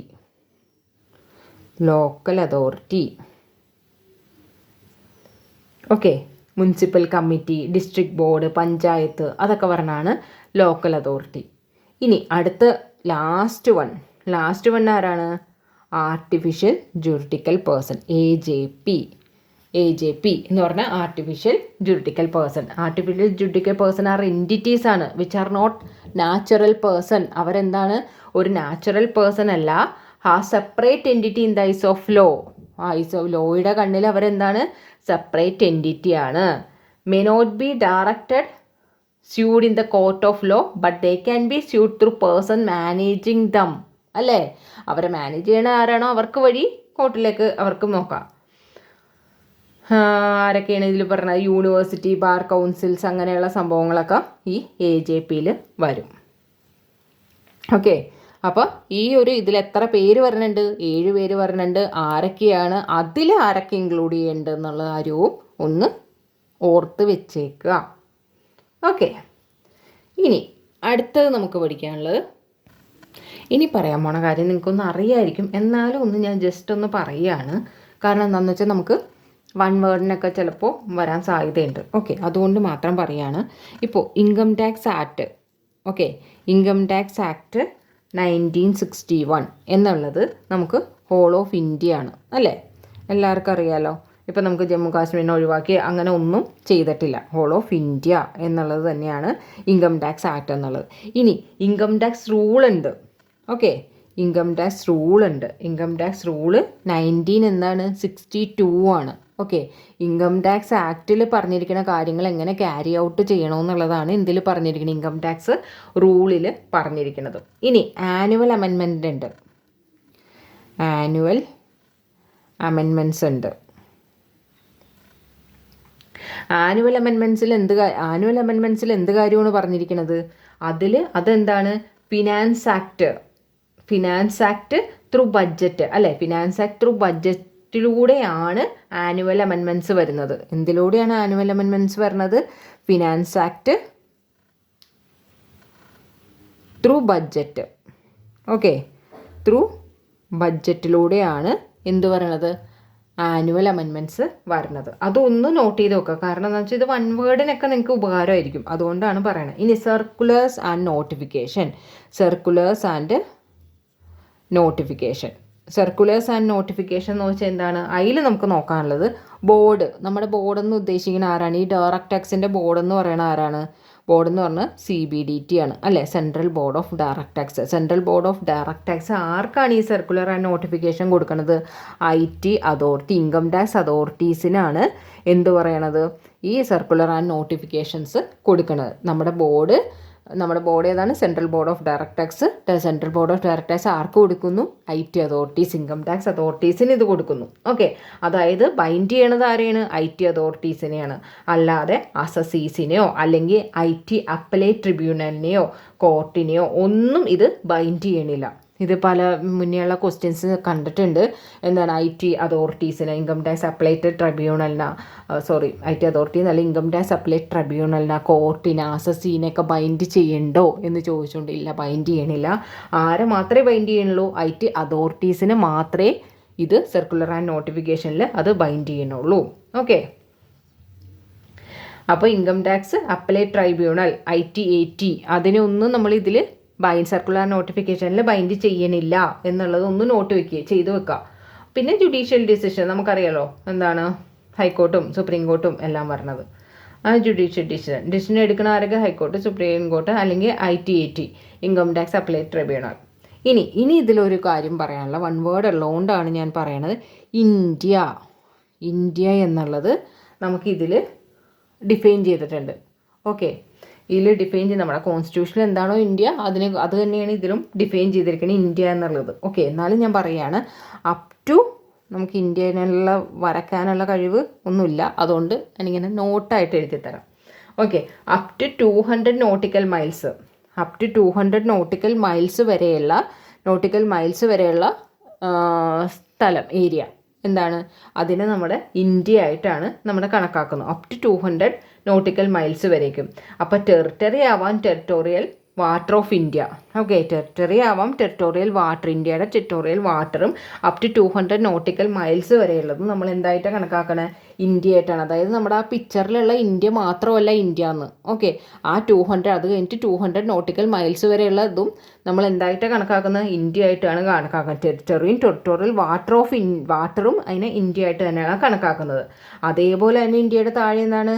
നമ്മുടെ കടലിൻ്റെ അടുത്ത് സീബെഡ് ഉണ്ടാവും, അല്ലേ? സബ്സോയിൽ ഉണ്ടാവും, അതിൻ്റെ നേരെ കോണ്ടിനെൻ്റൽ ഷെൽഫ് ഉണ്ടാവും, ഓക്കെ, അതൊക്കെ എന്താണ് എക്സ്ക്ലൂസീവ് എക്കണോമിക് സോണ് ഇന്ത്യ ആയിട്ടാണ് കണക്കാക്കുന്നത്. ഇനി മുകളിലോട്ട് പോയ എയർ സ്പേസ് അല്ലേ, എയർ സ്പേസ് ആണെന്നുണ്ടെങ്കിലോ അത് ഇൻക്ലൂസീവ് എക്കണോമിക് സോണാണ്. അതെന്താണ് ഇൻക്ലൂസീവ് എബോവ് അതായത് എയർ സ്പേസ് എന്ന് പറയുമ്പോൾ നമ്മൾ എക്സ്ക്ലൂസീവ് അല്ല അത് എടുക്കുന്നത്, അത് ഇൻക്ലൂസീവ് എക്കണോമിക് സോണാണ് നമ്മൾ ഇന്ത്യ ആയിട്ട് കണക്കാക്കുന്നത്. പഴയ താഴേക്കാണെന്നുണ്ടെങ്കിലോ അത് എക്സ്ക്ലൂസീവ് എക്കണോമിക് സോണിനെ നമ്മൾ എന്തായിട്ടാണ് ഇന്ത്യ ആയിട്ട് കണക്കാക്കുന്നത്. അപ്പോൾ മുകളിലാണെന്നുണ്ടെങ്കിൽ എന്താണ്, മുകളിലേക്ക് പോവുകയാണെങ്കിൽ എയർ സ്പേസിലോട്ടാണ് പോകണമെന്നുണ്ടെങ്കിൽ അത് ഇൻക്ലൂസീവ് എക്കണോമിക് സോണിനെയാണ് നമ്മൾ ഇന്ത്യ ആയിട്ട് കണക്കാക്കുന്നത്. അതൊന്നും ഓർത്ത് വയ്ക്കുക. കാരണം നമ്മളൊന്ന് കുഴപ്പിക്കണം, ചോദ്യം ചോദിക്കുമ്പോൾ നമ്മളത് അത്രയും ശ്രദ്ധിച്ചിട്ടുണ്ടാവില്ല അല്ലേ. കാരണം എന്താണ്, നമ്മൾ താഴേക്ക് പോകാണ് സീബെഡും സബ്സോയിലും കോണ്ടിനെൻ്റൽ ഷെൽഫൊക്കെ എക്സ്ക്ലൂസീവ് എക്കണോമിക് സോൺ എന്നാണ് പറയാറ്. അപ്പോൾ നമ്മൾ മുകളിലോട്ടാവുമ്പോൾ നമ്മൾ എന്ത് ചെയ്യും, അതും എക്സ്ക്ലൂസീവ് അല്ലേ എന്നുള്ള ഒരു ഇത്. അതെന്താണ്, എയർ സ്പേസ് ആണെന്നുണ്ടെങ്കിൽ അതെന്താണ് ഇൻക്ലൂസീവ് എക്കണോമിക് സോണാണ്. ഓക്കെ, ഞാൻ ആ ഒരു എന്താ പറയുക, നമ്മുടെ വൺ വേർഡൊക്കെ ഉള്ളതുകൊണ്ട് ഞാനതൊന്ന് എടുത്ത് പറഞ്ഞതേ ഉള്ളൂ, അല്ലാണ്ട് വലിയ കാര്യമൊന്നുമല്ല. ഓക്കെ, ഇനി നമുക്കുള്ളത് 224 സെക്ഷൻ 224 എന്താ പറയണത്, നമുക്ക് ഇംഗത്തെക്കുറിച്ച് പറയാനുണ്ട്. അത് നമുക്ക് ഇങ്ങനെ തന്നെ പഠിച്ചില്ല എന്നുണ്ടെങ്കിലും അതിൽ കുറേ നമുക്ക് പാരഗ്രാഫായിട്ട് നമ്മുടെ ടെക്സ്റ്റ് തന്നിട്ടുണ്ട് അല്ലേ, മെറ്റീരിയൽ തന്നിട്ടുണ്ട്. അതിൻ്റെ ഒരു ചെറിയൊരു ഐഡിയ എങ്കിലും നിങ്ങൾക്ക് ഉണ്ടാക്കി വയ്ക്കുക. കാരണം അത് വൺ വേർഡ് ഉള്ളതുകൊണ്ട് അതൊന്ന് ജസ്റ്റ് ഒരു ഐഡിയ വയ്ക്കുക. എന്താണ് ഇൻ്റർ ബ്രാഞ്ച് ട്രാൻസ്ഫർ നടക്കുമ്പോൾ, നമുക്കറിയാം ഇൻ്റർ ബ്രാഞ്ച് ട്രാൻസ്ഫർ എന്താണെന്നുള്ളത് അല്ലേ. ഇൻ്റർ ബ്രാഞ്ച് ട്രാൻസ്ഫർ നടക്കുമ്പോൾ നമുക്ക് കിട്ടുന്ന ഇൻകം എന്ന് പറയുന്നത് എന്താണ്, നോഷണൽ ഇൻകം ആണ്, അല്ലാണ്ട് ആക്ച്വൽ ഇൻകം അല്ല. ഓക്കെ, നോഷണൽ ഇൻകം ആണ്, അത് ആക്ച്വൽ ഇൻകം അല്ല. ഇനി മെത്തേഡ് ഓഫ് അക്കൗണ്ടിങ് എന്നുള്ളത് ഇറലവൻ്റ് ആകുന്ന കേസസ് ഉണ്ട്, റെലവൻ്റ് ആകുന്ന കേസസ് ഉണ്ട്. മെത്തേഡ് ഓഫ് അക്കൗണ്ടിങ് ഇറലവൻ്റ് ആകുന്ന കേസ് ഏതാണെന്ന് വെച്ചിട്ടുണ്ടെങ്കിൽ അത് സാലറി, ഹൗസ് പ്രോപ്പർട്ടിയും ക്യാപിറ്റൽ ഗെയിനുമാണ് ഇറലവൻ്റ് ആവണത്. അപ്പോൾ അത് റെലവൻ്റ് ആവുന്ന കേസസ് ഏതൊക്കെയാണ്, മെത്തേഡ് ഓഫ് അക്കൗണ്ടിങ് എന്നുള്ളത് റെലവൻ്റ് ആവണത് ഏതിലൊക്കെയാണ്, ഒന്ന് PGBP profit and gain of business of പ്രൊഫഷനിലും പിന്നെ IFOS അതർ ഇൻകത്തിൻ്റെ കേസിൽ മാത്രമേ മെത്തേഡ് ഓഫ് അക്കൗണ്ടിങ് റെലവൻ്റ് ആവുന്നുള്ളൂ. ബാക്കി എല്ലാത്തിലും എന്താണ് ഇറലവൻ്റ് ആവുകയാണ് ചെയ്യണത്. IFOS എന്ന് വെച്ചിട്ടുണ്ടെങ്കിൽ ഫുള്ളായിട്ടല്ല, അതർ ദാൻ ഡിവിഡൻഡ് ഇതിലേക്ക് ഉൾപ്പെടുത്തുന്നില്ല, അതല്ലാതെയുള്ള IFOS. ഓക്കെ, അതായത് ഡിവിഡൻഡ് ഇൻകത്തിന് മെത്തേഡ് ഓഫ് അക്കൗണ്ടിങ് വരില്ല. ഒന്ന് നോട്ട് ചെയ്ത് നോക്കാം. ഞാനിതൊക്കെ എടുക്കുമ്പോൾ വൺ വേർഡ് വിചാരിച്ചിട്ടാണ് ഞാൻ വീണ്ടും ഈ ചെറിയ ചെറിയ പോയിൻ്റൊക്കെ പറയണത്. നിങ്ങൾക്ക് ഇതൊക്കെ അറിയായിരിക്കും, പക്ഷെ എന്നാൽ ആ ചെറിയ പോയിന്റ് ഞാൻ വൺ വേർഡ് വരുമ്പോൾ നിങ്ങൾ ആരെങ്കിലും ഒരാൾ നോട്ട് ചെയ്യാതെ വിട്ടിട്ടുണ്ടെങ്കിൽ അവർക്ക് ഉപകാരമായിക്കോട്ടെ എന്ന് വിചാരിച്ചാണ്. ഓക്കെ, അറിയാവുന്നവരുണ്ടാവും എന്തിന് ഇത്ര ചെറിയ കാര്യമൊക്കെ പറയണമെന്നുള്ളത് ഉണ്ടാവും, എന്നാലും അറിയാൻ പാടില്ലാത്തവരും ഉണ്ടാവുമല്ലോ, അതുകൊണ്ടാണ്. കാരണം മെറ്റീരിയൽ അത്ര വായിക്കാത്തവരും ഉണ്ടാവും. ഇനി എന്താണ് ക്യാഷ് ആയിട്ടും കൈൻഡായിട്ടും ഉണ്ട് ഇൻകം അല്ലേ. ക്യാഷ് ആയിട്ടും കിട്ടും ഇൻകം, കൈൻഡായിട്ടും കിട്ടും. ഇനി അതിൽ പറയുന്നത് എന്താണെന്ന് വെച്ചിട്ടുണ്ടെങ്കിൽ കൈൻഡ് ആയിട്ടാണെന്നുണ്ടെങ്കിൽ അത് വാല്യൂ ചെയ്യണത് ആക്റ്റിൽ പറഞ്ഞിരിക്കുന്ന വാല്യുവേഷൻ റൂൾ പ്രകാരമാണ്. ആക്റ്റിൽ എന്താണോ പറഞ്ഞിരിക്കുന്നത് അതനുസരിച്ചായിരിക്കുള്ളൂ ഈ കൈൻഡായിട്ട് കിട്ടുന്ന ഇൻകത്തിനെ വാല്യൂ ചെയ്യണത്. ആക്റ്റിൽ ഒന്നും പറഞ്ഞിട്ടില്ലെന്നുണ്ടെങ്കിലോ ആ ഒരു ഈ കൈൻഡായിട്ട് കിട്ടിയ ഇൻകത്തിനെ കുറിച്ച് ആക്റ്റിൽ ഒന്നും പറയണില്ല എന്നുണ്ടെങ്കിൽ അതെന്ത് ചെയ്യും, നമ്മളത് ടാക്സ് ചെയ്യാതെ വിടുമോ? ഇല്ല, അവിടെ എന്ത് ചെയ്യും, മാർക്കറ്റ് പ്രൈസ് എടുക്കും. മാർക്കറ്റ് പ്രൈസ് പ്രകാരം ആയിരിക്കുള്ളൂ അത് വാല്യൂ ചെയ്യണത്. ഓക്കെ, ഇനി നോക്കേണ്ടത് ക്യാപിറ്റൽ റെസിപ്റ്റും റവന്യൂ റെസിപ്റ്റിൻ്റെയും കാര്യമാണ്. ക്യാപിറ്റൽ റെസിപ്റ്റ് എന്ന് പറയുന്നത് അത് ഒട്ടും ടാക്സബിൾ അല്ല, അതൊരിക്കലും ടാക്സബിൾ അല്ല. പക്ഷേ ആക്റ്റിൽ പറഞ്ഞിരിക്കുകയാണ് പ്രത്യേകം ആ ഒരു ഇതിന് ടാക്സ് ചെയ്യണം എന്ന് പറഞ്ഞിട്ടുണ്ടെങ്കിൽ ക്യാപിറ്റൽ റെസിപ്റ്റ് ടാക്സബിൾ ആകും. റവന്യൂ റെസിപ്റ്റ് ആണെങ്കിൽ അത് എപ്പോഴും ടാക്സബിൾ ആണ്. ഇൻ കേസ് ആക്റ്റിൽ പറയുകയാണ്, ഈ ഒരു ഐറ്റത്തിന് സ്പെസിഫൈ ചെയ്ത് പറയുകയാണ് ഇത് ടാക്സബിൾ അല്ല എന്ന് പറഞ്ഞിട്ടുണ്ടെങ്കിൽ റവന്യൂ റെസിപ്റ്റ് ടാക്സബിൾ അല്ല. അപ്പോൾ ക്യാപിറ്റൽ റെസിപ്റ്റിനും റവന്യൂ റെസിപ്റ്റിനും എന്താ മെയിനായിട്ട് വ്യത്യാസം വന്നത്? ക്യാപിറ്റൽ റെസിപ്റ്റ് എന്ന് പറഞ്ഞാൽ നോർമലി അത് എപ്പോഴും ഇത് ടാക്സ് ചെയ്യാറില്ല. പക്ഷേ ആക്റ്റിൽ സ്പെസിഫൈ ചെയ്ത് എന്തെങ്കിലും ഒന്ന് പറയുകയാണെങ്കിൽ മാത്രമേ ക്യാപിറ്റൽ റെസിപ്റ്റിന് ടാക്സ് വരുള്ളൂ. റവന്യൂ റെസിപ്റ്റ് എന്ന് പറഞ്ഞാലോ അത് എപ്പോഴും ടാക്സബിൾ ആണ്. ഓക്കെ, ഇനി ആക്റ്റിൽ പറയുകയാണ് അത് ടാക്സ് ചെയ്യേണ്ട എന്ന് പറഞ്ഞാൽ മാത്രമേ അത് ടാക്സ് ചെയ്യാതെ ഇരിക്കുകയുള്ളൂ. പിന്നെ അറിയാലോ നെഗറ്റീവ് ഇൻകം എന്ന് പറയുന്ന ഇതിൽ വരും, ഡിസ്പ്യൂട്ടഡ് ഇൻകം എന്ന് പറയുന്ന ഇതിൽ വരും. ഓക്കെ, പിന്നെ എന്താ ലീഗലായിട്ടുള്ളത് ഇല്ലീഗലായിട്ടുള്ള ഇൻകം വരും. പിന്നെ ഒരേ ഇൻകം 2 പ്രാവശ്യം ടാക്സ് ചെയ്യില്ല. അങ്ങനെയൊക്കെയുള്ള കാര്യങ്ങൾ നമ്മൾ ശ്രദ്ധിക്കും. പിന്നൊരു കാര്യം ഉണ്ട്, എന്താണ് പിൻമണി. ഓക്കെ, പിൻമണി എന്ന് പറയുന്നത് അതായത് എന്താണ്, ഭർത്താവിൻ്റെ കയ്യിൽ നിന്ന് നമുക്ക് എന്തെങ്കിലുമൊക്കെ ഭാര്യമാർക്ക്, ജോലിയില്ലാത്ത ഭാര്യമാർക്ക് എന്ത് ചെയ്യും, അവർക്ക് എന്തെങ്കിലും കാര്യങ്ങളൊക്കെ നടത്താൻ വേണ്ടിയിട്ട് വീട്ടു ചിലവിനായിട്ട് നടത്തുന്ന ആ ഒരു ഫണ്ട് തരുമ്പോൾ ആ ഒരു എമൗണ്ടിൽ നിന്ന് അവരെന്തെങ്കിലുമൊക്കെ സ്വരുക്കൂട്ടി വെക്കില്ലേ, അങ്ങനെ ഒരു സ്വരുക്കൂട്ടി വെക്കണതിനാണെന്നുണ്ടെങ്കിൽ അതൊരു ബൾക്ക് എമൗണ്ട് ആവുകയാണെങ്കിൽ അതിന് ടാക്സ് ഒന്നും കൊടുക്കണ്ട. പക്ഷേ ആ സ്വരുക്കൂട്ടി വെച്ച ആ ഒരു എമൗണ്ടിൽ നിന്ന് അവർക്ക് വേറെ എന്തെങ്കിലും ഒരു ഇൻകം ജനറേറ്റ് ചെയ്യാൻ കഴിഞ്ഞിട്ടുണ്ടെങ്കിൽ, അല്ലെങ്കിൽ ഈ സ്വരുക്കൂട്ടി വെച്ചിരുന്ന എമൗണ്ട് കൊണ്ടുപോയി അവരെ ഏതെങ്കിലും ഷെയറിലോ എന്തെങ്കിലും ഇട്ട് അവിടെ നിന്ന് അവർക്ക് ഇൻകം ജനറേറ്റ് ചെയ്യാനായിട്ട് കഴിഞ്ഞിട്ടുണ്ടെങ്കിൽ അത് ടാക്സബിൾ ആണ്. അല്ലാതെ പിൻമണി ടാക്സബിൾ അല്ല, അതൊന്നും ഓർക്കുക. അതിൽ നിന്ന് അവർ വേറെ ഏതെങ്കിലും ഒരു തരത്തിലുള്ള ഇൻകം ജനറേറ്റ് ചെയ്യുവാണെങ്കിൽ അത് ടാക്സബിൾ ആണ്. പക്ഷെ അല്ലാതെയുള്ള കേസസിൽ പിൻമണി എന്ന് പറയുന്നത് ടാക്സബിൾ അല്ല. പിൻമണിയിൽ നിന്ന് എന്തെങ്കിലും ഇൻകം, വേറെ ഒരു ഇൻകം ജനറേറ്റ് ചെയ്യാൻ കഴിഞ്ഞാൽ മാത്രമേ അത് ടാക്സബിൾ ആവുള്ളൂ. ആ ഒരു പോയിന്റ് നിങ്ങൾ ഓർത്തു വെക്കണം. ഓക്കെ, ഇനി പറയുന്ന അവാർഡ്, ബിസിനസ്സോ പ്രൊഫഷണലിൽ നിന്ന് അവാർഡ് റിസീവ് ആയിട്ടുണ്ടെങ്കിൽ അതിന് ഇൻകം ആയിട്ടാണ് കണക്കാക്കുന്നത്. അല്ലാത്ത കേസ് ഏതെങ്കിലും ഒരു നോൺ പ്രൊഫഷണലായിട്ടുള്ള പേഴ്സണിൽ നിന്ന് ഗിഫ്റ്റായിട്ടോ അല്ലെങ്കിൽ ഏതെങ്കിലും ഒരു പേഴ്സണൽ ടെസ്റ്റിമോണിയൽ കിട്ടിയിട്ടുണ്ടെങ്കിൽ അത് അത് അതിൻ്റെ ടാക്സബിലിറ്റി എന്ന് പറഞ്ഞാൽ ആക്റ്റിൽ പറഞ്ഞിരിക്കുന്ന പോലെ നടത്തിയാൽ മതി എന്നുള്ളത്. ഓക്കെ, പിന്നെ കണ്ടിജൻ്റ് ആൻഡ് ആൻറ്റിസിപ്പേറ്ററി ഇൻകം എന്ന് പറയുന്നത് എന്താണ്, അത് ടാക്സബിൾ അല്ല. പിന്നെ എന്തെങ്കിലും തെഫ്റ്റ് കിട്ടൂല, തെഫ്റ്റ് നടത്തി കിട്ടൂല. അപ്പോൾ എല്ലാവരും തെഫ്റ്റ് നടത്തിക്കുമെന്നാണോ പറയണത്? ഇല്ല, അങ്ങനെയല്ല. പക്ഷെ അങ്ങനെ എന്തെങ്കിലും ഒരു മണി എംബസൽമെൻറ്റിലൂടെ, തെഫ്റ്റിലൂടെ അങ്ങനെയൊക്കെ കിട്ടുന്ന മണിയാണെന്നുണ്ടെങ്കിൽ കൂടി അതും ടാക്സബിൾ ആണ്. ഓക്കെ, അതും ടാക്സബിൾ ആണ്. കാരണം നമ്മൾ അക്കൗണ്ട് അത് പ്രോത്സാഹിപ്പിക്കണമല്ല, കട്ട് കഴിയാൻ നേരത്തേക്ക് അതിന് വന്ന് ടാക്സ് അടച്ചോന്ന് ആരും അല്ല. ഞാൻ ഈ വീട്ടിൽ നിന്നൊക്കെ കട്ടിട്ടുണ്ട്, എനിക്ക് ഇത്ര ഇൻകം ഉണ്ട്, ഞാൻ അതിന് ടാക്സ് കിടക്കാമെന്ന് പറഞ്ഞുകൊണ്ട് ആരും വരികയില്ല.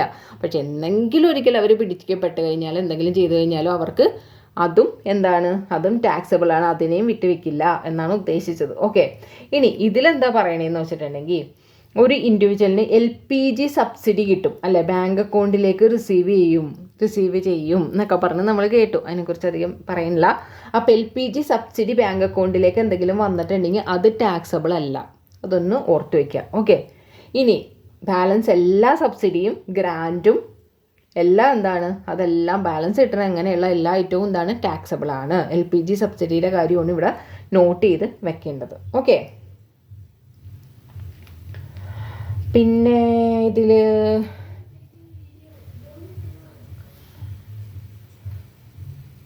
എന്തായാലും പറയണമെന്ന് വെച്ചിട്ടുണ്ടെങ്കിൽ,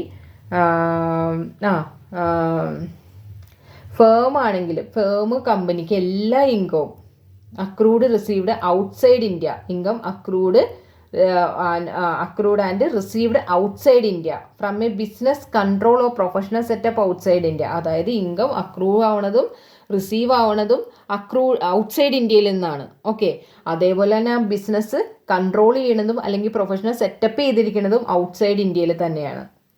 അങ്ങനെയാണെന്നുണ്ടെങ്കിൽ അത് ടാക്സബിൾ ആകും. ആർക്കാണെങ്കിൽ ഫേമിനും കമ്പനിക്കും ആണെന്നുണ്ടെങ്കിൽ ഇങ്ങനെയുള്ള ഒരു സംഭവം ടാക്സബിൾ ആകും. ഇൻഡിവിജ്വലിന് ഇത് ടാക്സബിൾ ആവില്ല. ഓക്കെ, പക്ഷേ ഇത് ഫേമും കമ്പനിയാണെന്നുണ്ടെങ്കിൽ അതിന് ടാക്സബിൾ ആകും എന്നാണ് പറയണത്. ഓക്കെ, അതേപോലെ വേറൊരു കാര്യം ഇപ്പോൾ ഇത് വേറെ എടുത്ത് പറഞ്ഞിട്ടുണ്ട്, എന്നാലും ഒന്ന് നോട്ട് ചെയ്ത് വെച്ചോ. നമ്മൾ ബേസിക്കല്ലേ പറയാൻ, ഷിപ്പിൽ ജോലി ചെയ്യുന്ന ഏതെങ്കിലും ഒരു നോൺ റെസിഡൻറ്റ് SSE, ഓക്കെ, അവർക്ക് ഒരു എമൗണ്ട് കിട്ടി. ഓക്കെ, അവർക്ക് എമൗണ്ട് കിട്ടിയെന്ന് വെച്ചിട്ടുണ്ടെങ്കിൽ ഔട്ട്സൈഡ് ഇന്ത്യയിൽ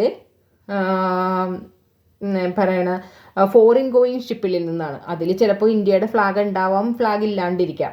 ഓക്കെ, അത് നോൺ റെസിഡൻറ്റ് SSE ആണ്, ഷിപ്പിലാണ് ജോലി ചെയ്യുന്നത്, ഔട്ട്സൈഡ് ഇന്ത്യയിലാണ് എമൗണ്ട് കിട്ടിയത്. അങ്ങനെയാണെന്നുണ്ടെങ്കിൽ ഇനി അവരുടെ NRE അക്കൗണ്ട് ഉണ്ട് അല്ലേ, NRE അക്കൗണ്ട് എന്ന് പറയണത് അത് ആ അക്കൗണ്ട് ഇരിക്കണത് നമ്മുടെ ഇന്ത്യയിലാണ്. അത് വെച്ചിട്ട് അവർക്ക് ടാക്സ് ചെയ്യാൻ പറ്റില്ല, അത് ടാക്സബിൾ അല്ല. NRE അക്കൗണ്ട് മാത്രമാണ് ഇന്ത്യയിൽ. പക്ഷേ അത് നോൺ റെസിഡൻ്റ് ആണ്, അവർക്ക് കിട്ടിയ ഇൻകവും ഇവിടെ നിന്നല്ല, ഔട്ട്സൈഡിൽ നിന്ന് തന്നെയാണ്. അവർക്ക് ഷിപ്പിംഗ് ബിസിനസ്സാണ്, ഷിപ്പിങ്ങിലാണ് ജോലി. അങ്ങനെയാണെന്നുണ്ടെങ്കിൽ NRE അക്കൗണ്ട് ഇന്ത്യയിലാണെന്ന് പറഞ്ഞിട്ട് അവർക്ക് ടാക്സ് ചെയ്യാനായിട്ട് പറ്റില്ല. ആ ഒരു പോയിന്റും ഓർത്ത് വയ്ക്കുക. ഓക്കെ, പിന്നെ ബേസിക് ആയിട്ടുള്ള കാര്യം ഇത്രയേ ഉള്ളൂ.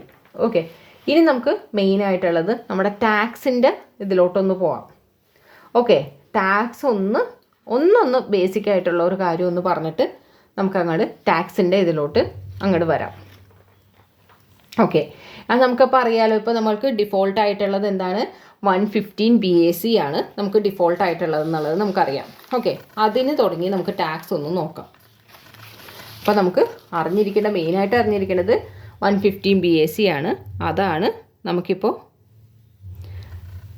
ഡിഫോൾട്ട് ആയിട്ടുള്ളത്. അതിൻ്റെ ടാക്സ് റേഞ്ച് എന്നുള്ളത് നമുക്കറിയാലോ. എന്താണ്? 3 lakh വരേക്കുവാണെങ്കിൽ ഒരു ടാക്സും നമുക്കതിന് കൊടുക്കണ്ട. അപ് ടു 3 lakh ആണെന്നുണ്ടെങ്കിൽ ടാക്സബിലിറ്റി എന്ന് പറയണത് നില്ലാണ്. ഓക്കെ, ഇനി 3 lakhലിരുന്ന് 6 lakh വരേക്കുവാണെന്നുണ്ടെങ്കിൽ നമ്മൾ എത്ര കൊടുക്കണം?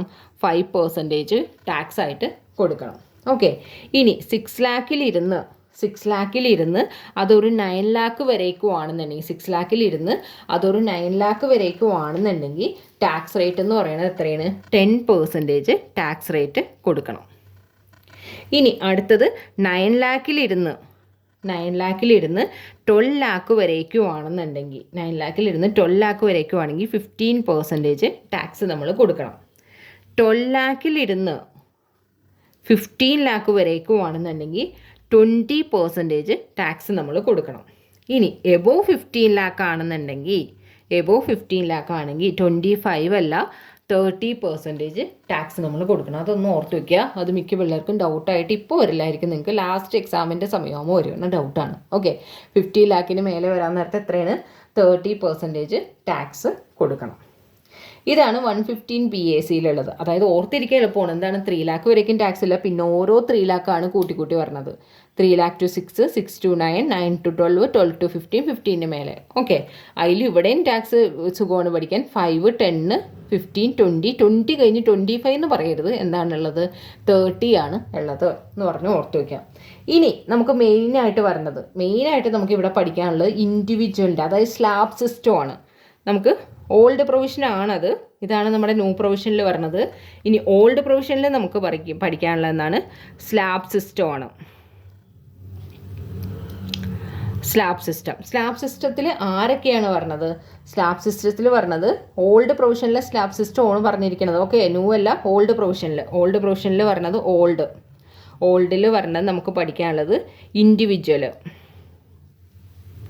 Individual, HUF, AOP, BOI, AJP, ഇത്രയും പേര്. ഓക്കെ, ഇത്രയും പേരുടെ ടാക്സ് ആണ് ഇനി നമ്മൾ പഠിക്കാൻ പോകുന്നത്. ഓൾഡ് സിസ്റ്റമാണ്. ഓക്കെ, ഓൾഡ് സിസ്റ്റമാണ്. അത് നോക്കുക. ഇതാണ് ഡിഫോൾട്ട്, ഇത് ഓൾഡ് സിസ്റ്റം അല്ലെങ്കിൽ നോർമൽ പ്രൊവിഷൻ എന്തെങ്കിലും ഒന്ന് പറയാം.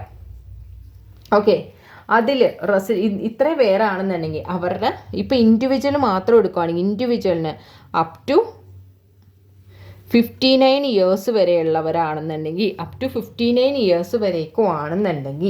അവരുടെ ടാക്സ് റേറ്റ് എന്ന് പറയുന്നത് അവർ അപ് ടു 2,50,000 വരേക്കും അവർക്ക് ടാക്സ് ഒന്നും കൊടുക്കണ്ട. അപ്പോൾ നമുക്ക് 115 BACന് ഇങ്ങനെ 59 years എന്നോ 60ക്ക് മേലെന്നോ അങ്ങനെയൊന്നും നമ്മൾ തിരിക്കണില്ല. 115 BACക്ക് ഒരേ ഒരു ടാക്സ് റേറ്റേ ഉള്ളൂ. പക്ഷേ ഇവിടെ നമ്മുടെ ഓൾഡ് സിസ്റ്റത്തിന് എന്താ ഉണ്ടായിരുന്നത്? നമുക്ക് ഇൻഡിവിജ്വലിന് 59 years വരെയൊക്കെ ഉള്ളവർക്ക് ഒരു ടാക്സ് ഉണ്ട്. ഓക്കെ, അതെന്താണ്? 2,50,000 വരെയൊക്കെ ആണെന്നുണ്ടെങ്കിൽ അവർ ടാക്സ് ഒന്നും കൊടുക്കണ്ട. 2,50 lakhലിരുന്ന് 5 lakh വരേക്കും ആണെന്നുണ്ടെങ്കിൽ അവർ 5% ടാക്സ് കൊടുക്കണം. ഇനി 5 lakhലിരുന്ന് 10 lakh വരേക്കും ആണെന്നുണ്ടെങ്കിൽ 5 lakhലിരുന്ന് 10 lakh വരേക്കും ആണെങ്കിൽ അവർ 20% ടാക്സ് കൊടുക്കണം. ഇനി 10 lakhന് എബോവ് ആണെന്നുണ്ടെങ്കിൽ അവർ 30% ടാക്സ് കൊടുക്കണം. ഓക്കെ, ഇതായിരുന്നു നമ്മുടെ ഓൾഡ്. ഓക്കെ, ഇനി ഇതെന്നുള്ളത് 59 ഇൻഡിവിജ്വൽ ആണെങ്കിൽ 59 years വരെയൊക്കെ ഉള്ളവർക്കാണ് ഈ ടാക്സ് സ്ലാബ് ബാധകമായിട്ടിരിക്കുന്നത്. അതേപോലെ തന്നെ നോൺ റെസിഡൻറ്റിന് പിന്നെ ഏജ് ഒന്നും നോക്കണ്ട. നോൺ റെസിഡൻ്റ് ആണോ ഇതാണ് അവരുടെ സ്ലാബ് റേറ്റ് ആയിട്ട് കൊടുക്കേണ്ടത്. ഓക്കെ, മനസ്സിലായില്ലേ? ഇനി അടുത്ത എന്താണെന്ന് വെച്ചിട്ടുണ്ടെങ്കിൽ 59 years വരെ നമ്മൾ പറഞ്ഞോളൂ. അതെ, അത് കഴിഞ്ഞ് നമുക്ക് എത്രയുണ്ട്? 60 years ഉണ്ട്. 60 yearsലിരുന്ന് ഒരു 79 years വരേക്കുള്ളവർക്ക് ഇനി ഒരു സ്ലാബ് റേറ്റ് ആണ്. അതെന്താ പറയണത്? 79 years വരേക്കുള്ളവർക്ക് ഇനി എന്താ പറയണത്? അത് അവരോട് പറയണത് നമുക്കിവിടെ ഇവർക്ക് എന്തായിരുന്നു? 2.5 വരേക്കും ടാക്സ് കൊടുക്കണ്ടെന്ന് പറഞ്ഞു അല്ലേ? 79 yearsലിരുന്ന് അല്ല 60 ഇയേഴ്സിലിരുന്ന് 79 ഇയേഴ്സ് വരേക്കും ആണെന്നുണ്ടെങ്കിൽ അവരോട് പറയണതാണ് അപ് ടു 3 ലാക്ക് വരേക്കും നിങ്ങൾ ടാക്സ് തരണ്ട. നിങ്ങളുടെ ഇൻകം 3 ലാക്ക് വരേക്കും ആണെങ്കിൽ നിങ്ങൾ ടാക്സ് തരണ്ട. ഇനി 3 ലാക്കിലിരുന്ന് 5 ലാക്ക് വരേക്കുമാണ് നിങ്ങളുടെ ഇൻകമെങ്കിൽ 5% തന്നോ. ബാക്കിയൊക്കെ അതേപോലെ തന്നെ 5 ലാക്കിലിരുന്ന് 10 ലാക്ക് വരേക്കും ആണെന്നുണ്ടെങ്കിൽ 20%. എബോ 10 ലാക്ക് ആണെന്നുണ്ടെങ്കിൽ നിങ്ങൾ 30% ടാക്സ് അടച്ചോ എന്ന് പറയും. ഓക്കെ, ഇനി ഇൻഡിവിജ്വൽ അതേപോലെ തന്നെ 80 ഇയേഴ്സിന് മേലെയുള്ള ഏതൊരു ഇൻഡിവിജ്വലിൻ്റെ അടുത്തും നമ്മൾ പറയണത് എന്താണെന്ന് വെച്ചാൽ അപ് ടു 5 ലാക്ക് വരേക്കും നിങ്ങൾ ടാക്സ് ഒന്നും തരണ്ട. അതേപോലെ തന്നെ 5 ലാക്കിലിരുന്ന് 10 ലാക്ക് വരേക്കും ആണെന്നുണ്ടെങ്കിൽ നിങ്ങൾ ആ സ്ലാബ് നോക്കുക 20% അല്ലേ. 5 ലാക്കിലിരുന്ന് 10 ലാക്ക് എന്ന് പറഞ്ഞാൽ എല്ലാവർക്കും സ്ലാബ് റേറ്റൊക്കെ ഒന്നും മാറണില്ല. ഇവർക്ക് ആ ഫസ്റ്റ് ഇത് മാറണുള്ളൂ. ഇവിടേക്ക് 5 ലാക്ക് വരേക്കും വേണ്ടാന്നേ പറഞ്ഞുള്ളൂ. അപ്പോൾ ആ 5 ലാക്ക് വരേക്കും വേണമെങ്കിൽ അടുത്ത സ്റ്റെപ്പ് എന്താണ്? 5 ലാക്കിലിരുന്ന് 10 ലാക്ക് വരേക്കും. അതെപ്പോഴും എന്തായിരിക്കും? 20% ആയിരിക്കും. അതേപോലെ 10 ലാക്കിൽ മേലെ എന്തായിരിക്കുള്ളൂ? 30% ആയിരിക്കും. ഓക്കെ, അതാണ് ടാക്സ് റേറ്റിൻ്റെ കാര്യം ഒന്ന് ശ്രദ്ധിക്കാനുള്ളത്. പിന്നെ അടുത്ത ഒരു കേസ് എന്താണെന്ന് വെച്ചിട്ടുണ്ടെങ്കിൽ റിബേറ്റിൻ്റെ കേസ് പറഞ്ഞിട്ടുണ്ട്. റിബേറ്റിൻ്റെ കേസ് എന്താണെന്ന് വെച്ചാൽ റിബേറ്റ് എന്താണ്? 87A rebate. Okay, 87A rebate ആണെന്നുണ്ടെങ്കിൽ നമുക്ക് നമ്മുടെ നോർമൽ പ്രൊവിഷൻ അനുസരിച്ചും 115BAC അനുസരിച്ച് നമുക്ക് 87A റിബേറ്റ് ആപ്ലിക്കബിൾ ആണ്. ഓക്കെ, അതെന്ന് വെച്ചിട്ടുണ്ടെങ്കിൽ നമുക്ക് അസസ് എന്തായിരിക്കണം? റെസിഡൻറ്റ് ഇൻഡിവിജ്വൽ ആയിരിക്കണം. വേറെ ആർക്കും കിട്ടില്ല. റെസിഡൻറ്റ് ഇൻഡിവിജ്വൽ ആയിരുന്നാൽ മാത്രമേ നമുക്ക് ഈ ഒരു റിബേറ്റ് അണ്ടർ സെക്ഷൻ 87 നമുക്ക് ക്ലെയിം ചെയ്യാൻ പറ്റുള്ളൂ. അത് മാത്രമാണോ? അല്ല. അവരുടെ ടോട്ടൽ ഇൻകം എന്ന് പറയണത് ഇപ്പോൾ നോർമൽ പ്രൊവിഷൻ ആണെന്നുണ്ടെങ്കിൽ മീൻസ് നമ്മുടെ ഓൾഡ് പ്രൊവിഷൻ ആണെന്നുണ്ടെങ്കിൽ അവരുടെ ടോട്ടൽ ഇൻകം 5 ലാക്ക് വരേക്കും വരണം. 5 ലാക്കിൽ കൂടാൻ പാടില്ല. 5 ലാക്ക് വരേക്കുമാണ് അവരുടെ ടോട്ടൽ ഇൻകം വന്നതെന്നുണ്ടെങ്കിൽ അവർക്ക് എത്രയാണ്? 12,500 വരേക്കും അവർക്ക് എക്സംഷൻ എടുക്കാം. ഓക്കെ, റിബേറ്റ് എന്ന് പറഞ്ഞിട്ട് നമുക്കതിന് 12,500 വരേക്കും നമുക്കതിനെ ടാക്സ് വന്നിട്ടുണ്ടെങ്കിൽ അതിനെ നില്ലാക്കി കളയാം. അല്ല 115BACയിലാണ് അവർ പറഞ്ഞതെന്നുണ്ടെങ്കിൽ ഇവർക്ക് 7 ലാക്ക് വരേക്കും, അതായത് 25,000 വരേക്കും റിബേറ്റ് അണ്ടർ സെക്ഷൻ 87A നമുക്ക് അവർക്ക് ബാധകമാവും. 115BAC എടുത്തവരാണെന്നുണ്ടെങ്കിൽ എന്ത് വരും? 7 ലാക്ക് വരേക്കും ടോട്ടൽ ഇൻകം വന്നിട്ടുണ്ടെങ്കിൽ അവർക്ക് റിബേറ്റ് അണ്ടർ സെക്ഷൻ 87A കിട്ടും. അത് എത്രയാണ് എമൗണ്ട് ടാക്സ് കിട്ടണേ? 25,000 വരേക്കും. ഓക്കെ, ഇനി 7 ലാക്കിൽ കൂടുതൽ വന്നാലും 7 ലാക്കിൽ അതായത് ടോട്ടൽ ഇൻകം ഇപ്പോൾ 7 ലാക്ക് കൂടിയാലും, അതായത് 150BAC എടുത്തവർക്ക് 7 ലാക്കിൽ കൂടിയാലും റിബേറ്റ് കിട്ടും. അതിന് ചില സ്റ്റെപ്പൊക്കെ ഉണ്ട്. അത് നമുക്ക് ആ ഒരു സമയമാകുമ്പോൾ പഠിക്കാം. അല്ലെങ്കിൽ ജസ്റ്റ് ഒന്നിപ്പോൾ പറഞ്ഞു പോവാം. ഫസ്റ്റ് സ്റ്റെപ്പ് എന്താണെന്ന് വെച്ചാൽ ടോട്ടൽ ഇൻകം -7 ലാക്ക് എടുക്കുക ഫസ്റ്റ് സ്റ്റെപ്പിൽ. സെക്കൻഡ് സ്റ്റെപ്പിൽ എന്താണെന്ന് വെച്ചിട്ടുണ്ടെങ്കിൽ ആ ടോട്ടൽ ഇൻകത്തിന് ടാക്സ് കാണുക. തേർഡ് സ്റ്റെപ്പിൽ എന്താണെന്ന് വെച്ചിട്ടുണ്ടെങ്കിൽ ആ ഫസ്റ്റ് സ്റ്റെപ്പും സെക്കൻഡ് സ്റ്റെപ്പും കൂടി നോക്കുക. എന്നിട്ട് സെക്കൻഡ് സ്റ്റെപ്പാണ് എമൗണ്ട് കൂടുതലെന്നുണ്ടെങ്കിൽ അവർക്ക് എന്ത് കിട്ടും? റിബേറ്റ് കിട്ടുമെന്നാണ് പറയണത്. ഓക്കെ, നമുക്കത് ഇനിയൊരു ഇതിൽ പറയുന്നുണ്ട്. നമുക്ക് അവിടെ വെച്ച് നമുക്ക് ഡീറ്റെയിൽഡ് ആയിട്ട് പഠിക്കാം.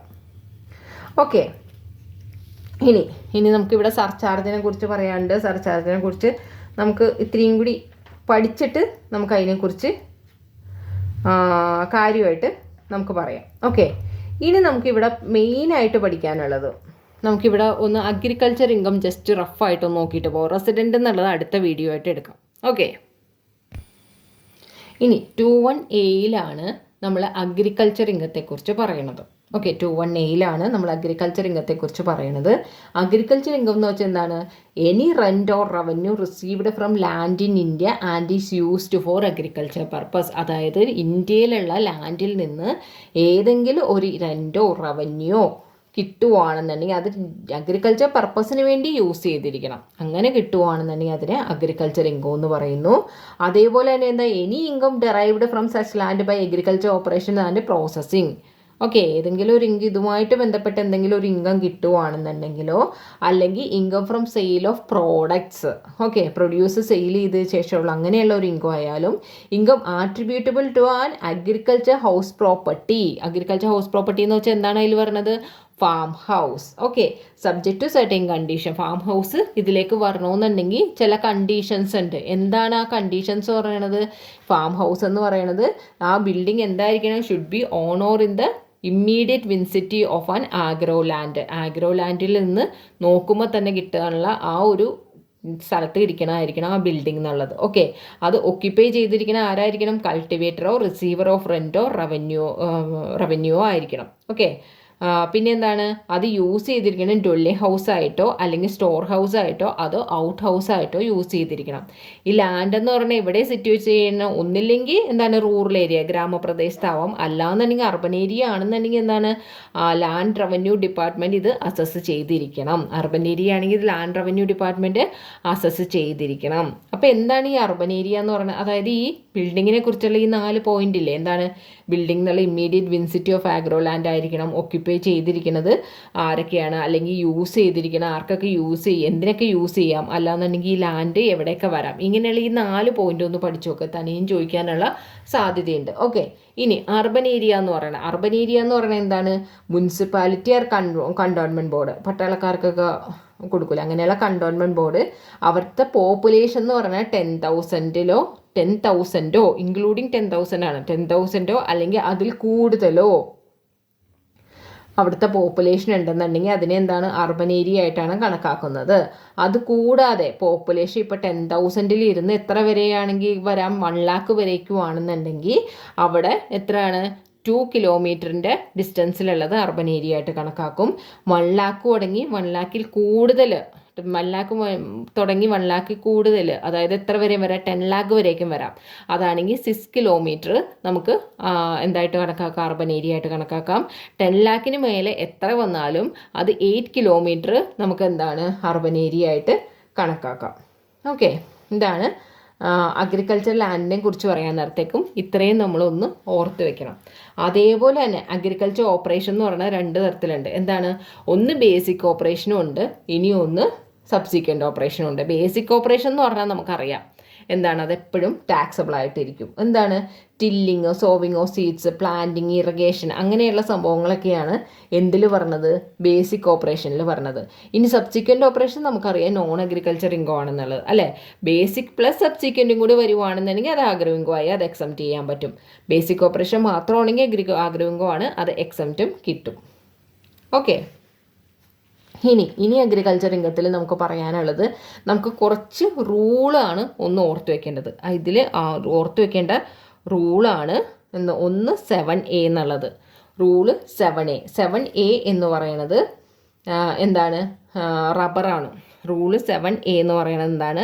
റബ്ബറാണ്. ഓക്കെ, റബ്ബർ എന്ന് പറയുന്നതിന് ആഗ്രോ ഇൻകം എന്ന് പറഞ്ഞാൽ റബ്ബറിൻ്റെ 65% ആഗ്രോ ഇൻകം ആണ്, ബാലൻസ് 35% ബിസിനസ് ഇൻകം ആണ്. ഇത് ആഗ്രോ ഇൻകം ആയിട്ട് 65%, ഇത് ബിസിനസ് ഇൻകം ആയിട്ടാണ് എടുക്കുന്നത്. ഓക്കെ, ഇനി നമുക്ക് 7 റൂളിൽ തന്നെ 7B1 എന്ന് പറഞ്ഞിട്ടുണ്ട്. അതിലെന്താണ് പറയണത്? അതിൽ കോഫിയാണ്. കോഫീനെ നമുക്ക് 2 ആയിട്ട് തിരിക്കുന്നുണ്ട്. കോഫി ഒന്ന് ഗ്രൗണ്ട് ചെയ്ത് അല്ലെങ്കിൽ കേട് അങ്ങനെയുള്ളത് മാത്രമേ നമുക്ക് എന്ത് ചെയ്യുള്ളൂ? കോഫി എന്നുള്ള ഒരു കാറ്റഗറിയിൽ പറഞ്ഞത്. ഇനി റോസ്റ്റും കൂടി ചെയ്ത് കൊടുക്കുവാണെങ്കിൽ അത് അടുത്ത കാറ്റഗറിയിലാണ് വന്നത്. ഓക്കെ, ഇപ്പോൾ ഗ്രോൺ ആണെന്നുണ്ടെങ്കിൽ അതിലെന്താണ്? അതിൽ 75% അഗ്രികൾച്ചർ ഇൻകമാണ്, ബാലൻസ് പറഞ്ഞാൽ 25% മാത്രമേ എന്തായിട്ടുള്ളൂ? ബിസിനസ് ഇൻകം ആയിട്ടുള്ളൂ. പക്ഷേ അത് കോഫി റോസ്റ്റും കൂടി ചെയ്ത് കൊടുക്കുവാണെന്നുണ്ടെങ്കിൽ നമ്മുടെ റൂൾ എന്തായിട്ട് മാറും? 7B1A ആയിട്ട് മാറും. അതാണ് കോഫിയുടെ തന്നെ, അത് റോസ്റ്റും കൂടിയാണെന്നുണ്ടെങ്കിൽ 60% agriculture income, 40% non agriculture income, അതായത് ബിസിനസ് ഇൻകം ആണ്. ഇനി ഈ റൂൾ 8 പറയണതാണ് എന്ത് പറയണത്? ടി ആണെന്നുണ്ടെങ്കിൽ ഇതേ 60% അഗ്രികൾച്ചർ ഇൻകം ആണ്, 40% non agriculture income business income ആണ്. ഈ റൂളും ഒന്ന് ഓർത്ത് വെക്കണം. ഇനി ഈ ബിസിനസ് നടത്തുന്ന പാർട്ട്നേഴ്സിന് കിട്ടുന്ന സാലറി ആയാലും ഇൻട്രസ്റ്റ് ആയാലും ഇതേപോലെ തന്നെ ഇതേ പെർസെൻറ്റേജിനനുസരിച്ചാണ് കാണേണ്ടതെന്നുള്ള കാര്യം കൂടി ഒന്ന് ഓർത്ത് വയ്ക്കുക. ഇത് ഉണ്ട് ഇവർക്ക് ഈ ഒരു ബിസിനസ് എടുത്തുന്ന പാർട്ട്ണർഷിപ്പ് ഫേം ആണെന്നുണ്ടെങ്കിൽ അവിടുത്തെ പാർട്ട്നേഴ്സിന് കിട്ടുന്ന സാലറി ആയിക്കോട്ടെ ഇൻട്രസ്റ്റ് ആയിക്കോട്ടെ ഇതേപോലെ തന്നെയാണ് കണക്കാക്കേണ്ടത്. ഓക്കെ ഇനി നമുക്കിതിൽ പഠിക്കാനുള്ളതാണ്. ഇനി അഗ്രോ പ്രോഡക്റ്റിൻ്റെ നമ്മളത് വെച്ച് തന്നെ നമ്മൾ എന്ത് ചെയ്യണം, ബിസിനസ് ചെയ്യുവാണെങ്കിലുള്ള ഒരു കണക്കുണ്ട്. അതായത് നമുക്കതൊരു ചാർട്ടായിട്ട് വരക്കാം. ഓക്കെ, ആഗ്രോ പ്രോഡക്റ്റിന് നമുക്ക് രണ്ടാക്കാം. ഒന്ന് ആഗ്രോ പ്രോഡക്റ്റ് കിട്ടാൻ നേരത്തേക്ക് നമ്മൾ എന്ത് ചെയ്യാണ്, സെയിൽ ചെയ്യുവാണ്. ഓക്കെ, അങ്ങനെ സെയിൽ ചെയ്യുവാണെന്നുണ്ടെങ്കിൽ നമുക്ക് അതിൻ്റെ ആഗ്രോ ഇൻകം ആയിട്ട് എടുക്കാൻ പറ്റണത് എന്താണ്, ഒന്ന് സെയിൽ വാല്യൂ. ആഗ്രോ ഇൻകം എന്ന് പറഞ്ഞാൽ എന്താണ്, സെയിൽ വാല്യൂ എന്ന് ലെസ് ചെയ്യുക. എന്ത് ലെസ് ചെയ്യുക, കോസ്റ്റ് ഓഫ് കൾട്ടിവേഷൻ ലെസ് ചെയ്യുക. ഓക്കെ, ഇനി അടുത്ത എന്താണ്, ഈ ആഗ്രോ പ്രോഡക്റ്റ് എന്ന് പറയുന്നത് നമുക്ക് അവർ ബിസിനസ് വേണ്ടിയിട്ട് ഉപയോഗിക്കുകയാണ്. അവരുടെ തന്നെ ബിസിനസ്സിന് വേണ്ടിയിട്ട് ഉപയോഗിക്കുകയാണ്. ഉപയോഗിക്കാൻ നേരത്തെ അത് സെയിൽ ചെയ്യുമോ? ഇല്ല, സെയിൽ ചെയ്യൂല. പക്ഷേ ആ പ്രോഡക്റ്റ് എടുത്ത് അവരുടെ ബിസിനസ്സിന് വേണ്ടിയിട്ട് ഉപയോഗിക്കും അല്ലേ. അപ്പോൾ ആ പ്രോഡക്റ്റിൻ്റെ വില അതിന് വേണ്ടിയിട്ട് നമ്മൾ എന്ത് ചെയ്യും, അതിനെ രണ്ട് കാറ്റഗറി ആയിട്ട് തിരിക്കും. ഒന്ന് ആഗ്രോ ഇൻകം, അതായത് നോഷണൽ ആഗ്രോ ഇൻകം കാണണം. കാരണം അവരുടെ പ്രോഡക്റ്റിന് വേണ്ടിയിട്ടാണ് ഈ ആഗ്രോ ഇൻകം യൂസ് ചെയ്യണത്. ഒരിക്കലും അവരെന്ത് ചെയ്യണില്ല, ആക്ച്വലി മാർക്കറ്റിൽ കൊണ്ടുപോയി വിൽക്കണില്ല. അപ്പോൾ അതുകൊണ്ട് അതിനെന്ത് ചെയ്യണം, നോഷണൽ ആയിട്ടുള്ള ആഗ്രോ ഇൻകം കാണുക. നോഷണൽ ആയിട്ടുള്ള ആഗ്രോ ഇൻകം കാണുക. ഓക്കെ, നോഷണൽ ആഗ്രോ ഇൻകം കാണുന്നത് എങ്ങനെയാണ്, ഒന്ന് ഫെയർ മാർക്കറ്റ് വാല്യൂ കാണുക. ഫെയർ മാർക്കറ്റ് വാല്യൂന്ന് എന്ത് ചെയ്യുക, ലെസ് ചെയ്യുക. എന്ത് ലെസ് ചെയ്യുക, കോസ്റ്റ് ഓഫ് കൾട്ടിവേഷൻ ലെസ് ചെയ്യുക. ഓക്കെ, ആ ഒരു പ്രോഡക്റ്റ് ആ ഒരു എമൗണ്ട് കിട്ടും. അതേപോലെ തന്നെ അവരുടെ എന്താണ്, ബിസിനസ് ഇൻകം ആയിട്ടാണ് അവർ ഉപയോഗിക്കുന്നതെന്ന് പറഞ്ഞില്ലേ. ആ ബിസിനസ് ഇൻകത്തിൻ്റെ എത്രയാണെന്ന് നോക്കുക. ബിസിനസ് ഇൻകത്തിൽ നിന്ന് നമുക്ക് സെയിൽ എമൗണ്ട് എത്ര കിട്ടുന്നുണ്ട് എന്നുള്ളത് ഫസ്റ്റ് കാണുക. ആ സെയിൽ എമൗണ്ടിൽ നിന്ന് ഈ ഫെയർ മാർക്കറ്റ് വാല്യൂ നമുക്ക് ലെസ് ചെയ്ത് കളയാം. അതേപോലെ തന്നെ ഈ ആഗ്രോ ഇൻകം അതേപോലെ തന്നെയല്ലല്ലോ അവർ ബിസിനസ് ചെയ്തത്. എന്ത് ചെയ്തിട്ടുണ്ടാവും, അവരതിൻ്റെ ഫർദറായിട്ടുള്ള പ്രോസസ്സൊക്കെ നടത്തിയിട്ടുണ്ടാവും അല്ലേ. അപ്പോൾ ആ ഫർദർ പ്രോസസ്സിങ് കോസ്റ്റ് എത്രയാണോ അതും മൈനസ് ചെയ്ത് കളയുക. അതാണ് ബിസിനസ് ഇൻകം എന്ന് പറയുന്നത്. അപ്പോൾ ബിസിനസ് ഇൻകം ആണ് അവർ ചെയ്യുന്നതെങ്കിൽ അതിനെ രണ്ടായിട്ട് തിരിക്കണം. ഒന്ന് അവരുടെ ആഗ്രോ പ്രോഡക്റ്റിൻ്റെ നോഷണൽ വാല്യൂ എത്രയാണെന്നുള്ളത് കാണണം.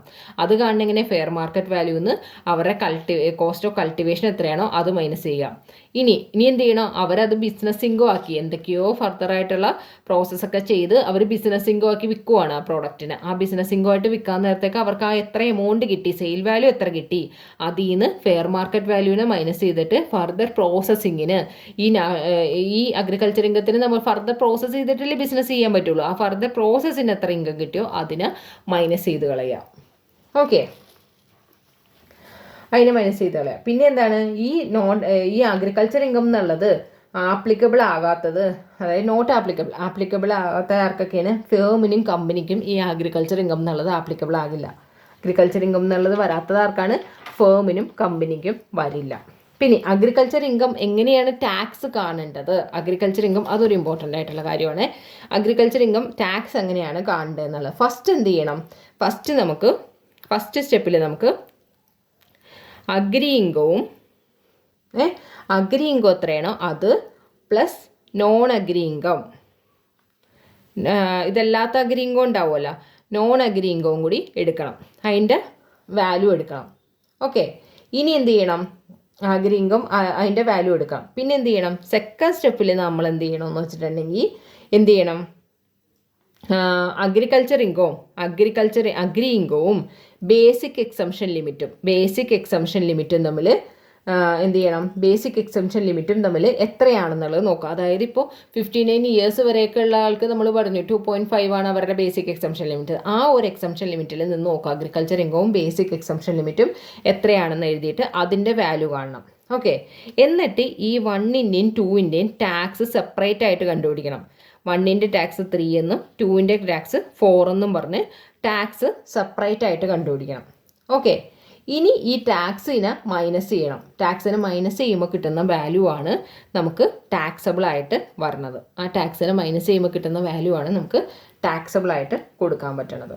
ഓക്കെ. അപ്പോൾ ഫസ്റ്റ് എന്ത് ചെയ്യണം? Agriculture income, non agriculture income add ചെയ്യുക, അതിൻ്റെ ഒരു ടാക്സ് കണ്ടുപിടിക്കുക. അത് കഴിഞ്ഞിട്ട് agriculture income basic exemption limit add ചെയ്യുക, അതിൻ്റെ ഒരു ടാക്സ് കണ്ടുപിടിക്കുക. ഇനി ആ 2 ടാക്സും തമ്മിൽ മൈനസ് ചെയ്യുമ്പോൾ കിട്ടുന്നത് എന്താണോ അതാണ് പേയബിൾ ആയിട്ട് വരേണ്ടത്. പിന്നെ ഈ അഗ്രികൾച്ചർ ഇൻകത്തിന് പിന്നെ നമ്മൾ നോക്കേണ്ട ഒരു കാര്യം എന്താണെന്ന് വെച്ചിട്ടുണ്ടെങ്കിൽ അഗ്രികൾച്ചർ ഇൻകം ആണോ അല്ലേ എന്നുള്ള ഒരു ഡൗട്ട്. ഓക്കെ. ഏതൊക്കെ അഗ്രികൾച്ചർ ഇൻകം ആവാം, ഏതൊക്കെ അഗ്രികൾച്ചർ ഇൻകം ആവാൻ പാടില്ല, അങ്ങനെയുള്ള ഒരു ഡൗട്ട് വരും. ഓക്കെ. അത് നമ്മുടെ ടെക്സ്റ്റിൽ നന്നായിട്ട് കൊടുത്തിട്ടുണ്ട്, അഗ്രികൾച്ചർ ഇൻകം ആണോ ഇല്ലേ എന്നുള്ളത്. എന്താണെന്ന് വെച്ചിട്ടുണ്ടെങ്കിൽ ഇപ്പോൾ നമ്മൾ ഈ നിറയെ ഇപ്പോൾ ഇവിടെ ഫേസ്ബുക്കിൽ എല്ലാത്തിലും ഉള്ള ഒരു കാര്യമാണ് എന്താണ്, കുറച്ച് പോട്ടുകളിലാക്കിയിട്ട് പ്ലാന്റ് സെയിൽ ചെയ്യണത് അല്ലേ. പ്ലാന്റ് സെയിൽ ചെയ്യണം. അത് നമ്മുടെ ആഗ്രോ ഇൻകമായിട്ട് വരണമെന്നുണ്ടെങ്കിൽ അവിടെ ബേസിക് ഓപ്പറേഷൻ നടന്നാൽ മാത്രമേ അവിടെ വരുള്ളൂ. അതൊന്ന് നോട്ട് ചെയ്ത് വെക്കേണ്ട കാര്യമാണ്. അതിൽ കുറേ പോയിന്റ് പറയേണ്ട, നിങ്ങൾ ടെക്സ്റ്റ് വായിച്ചാൽ മതി. നോട്ട് ചെയ്യേണ്ട പോയിന്റ് മാത്രം ഞാനിവിടെ ഒന്ന് ഡീറ്റെയിൽഡ് ആയിട്ട് പറയാം. എന്താണെന്ന് വെച്ചിട്ടുണ്ടെങ്കിൽ പ്ലാന്റ്, കാരണം എന്താ, പ്ലാന്റിൽ ഒരു പോട്ടിൽ പ്ലാന്റ് എന്തെങ്കിലും സെയിൽ ചെയ്യുന്നുണ്ട്, ഡയറക്റ്റായിട്ട് ഒരാളുടെ നിന്ന് വാങ്ങിച്ച് പെട്ടെന്ന് തന്നെ നമ്മൾ സെയിൽ ചെയ്യുകയാണെന്നുണ്ടെങ്കിൽ അത് അഗ്രികൾച്ചർ ഇൻകത്തിൽ വരില്ല. അവിടെ ബേസിക് ഓപ്പറേഷനൊക്കെ നടന്നിട്ടുണ്ടെങ്കിൽ മാത്രമേ ആ ഒരു പരിപാടി എന്ത് ചെയ്യുള്ളൂ, അഗ്രികൾച്ചർ ഇൻകമായിട്ട് വരുള്ളൂ. അതേപോലെ തന്നെ ഇത് നഴ്സറി ഉണ്ടല്ലോ, ഇത് പ്ലാന്റൊക്കെ വിൽക്കണത്, അങ്ങനെ കിട്ടുന്ന സാപ്ലിങ്ങോ ഓർ സീഡിങ്, ഏതെങ്കിലും തൈകളോ വിത്തുകളോ അങ്ങനെ എന്തെങ്കിലുമൊക്കെ അതിൽ നിന്ന് കിട്ടുന്ന ഇൻകം, അത് വിറ്റ് കിട്ടുന്ന ഇൻകം എന്തെങ്കിലും വരുവാണെന്നുണ്ടെങ്കിൽ അത് ബേസിക് ഓപ്പറേഷൻ നടന്നില്ല എന്നുണ്ടെങ്കിൽ കൂടി അതെന്ത് ചെയ്യും, അത് അഗ്രികൾച്ചർ ഇൻകത്തിലാണ് വരണത്. അങ്ങനെയുള്ള നഴ്സറിയിൽ നിന്ന് എന്തെങ്കിലുമൊക്കെ തൈകളൊക്കെ വിറ്റ് കിട്ടുന്ന ഇൻകം, ഓക്കെ, സാപ്ലിങ്ങോ സീഡിങ് ഒക്കെ കിട്ടുന്ന ഇൻകം, അത് നഴ്സറിയിൽ നിന്നാണെന്നുണ്ടെങ്കിൽ ബേസിക് ഓപ്പറേഷൻ നടന്നില്ല എന്നുണ്ടെങ്കിൽ കൂടി അതെന്താണ്, ആഗ്രോ ഇൻകമായിട്ടാണ് വരണത്. പിന്നെ ഇതിൽ പറയേണ്ടതാണ് പാർട്ട്നേഴ്സിൻ്റെ. അത് നമ്മൾ ആ റൂള് പറഞ്ഞപ്പോൾ നമ്മൾ പറഞ്ഞു എന്താണ്, പാർട്ട്നേഴ്സിന് കിട്ടുന്ന റെമ്യൂണറേഷൻ ആണെങ്കിൽ ഇൻട്രസ്റ്റ് ഓൺ ക്യാപിറ്റൽ ആണെന്നുണ്ടെങ്കിലും അതെന്താണ്, അഗ്രികൾച്ചർ ഇൻകം ആയിട്ടാണ് വരുന്നത്. അതേപോലെ തന്നെ കോമ്പൻസേഷൻ, ഏതെങ്കിലും ഒരു കോമ്പൻസേഷൻ എന്താണ്, ഏതെങ്കിലും ഒരു കലാമിറ്റിയിൽ ഏതെങ്കിലും ഒരു ക്രോപ്സ് എന്തെങ്കിലും നഷ്ടപ്പെട്ടു പോയി എന്ന് പറഞ്ഞാൽ ഇൻഷുറൻസ് കോമ്പൻസേഷൻ കിട്ടുവാണെന്നുണ്ടെങ്കിൽ അത് വരുന്നത് അഗ്രികൾച്ചർ ഇൻകം ആയിട്ട് വരും. ബാക്കി നമ്മൾ ശ്രദ്ധിക്കേണ്ട പോയിൻ്റാണ്, ഒന്ന് ഡയറക്ടർക്കോ മാനേജർക്കോ കിട്ടുന്നത് അഗ്രികൾച്ചർ ഇൻകമായിട്ട് ഒരിക്കലും വരില്ല.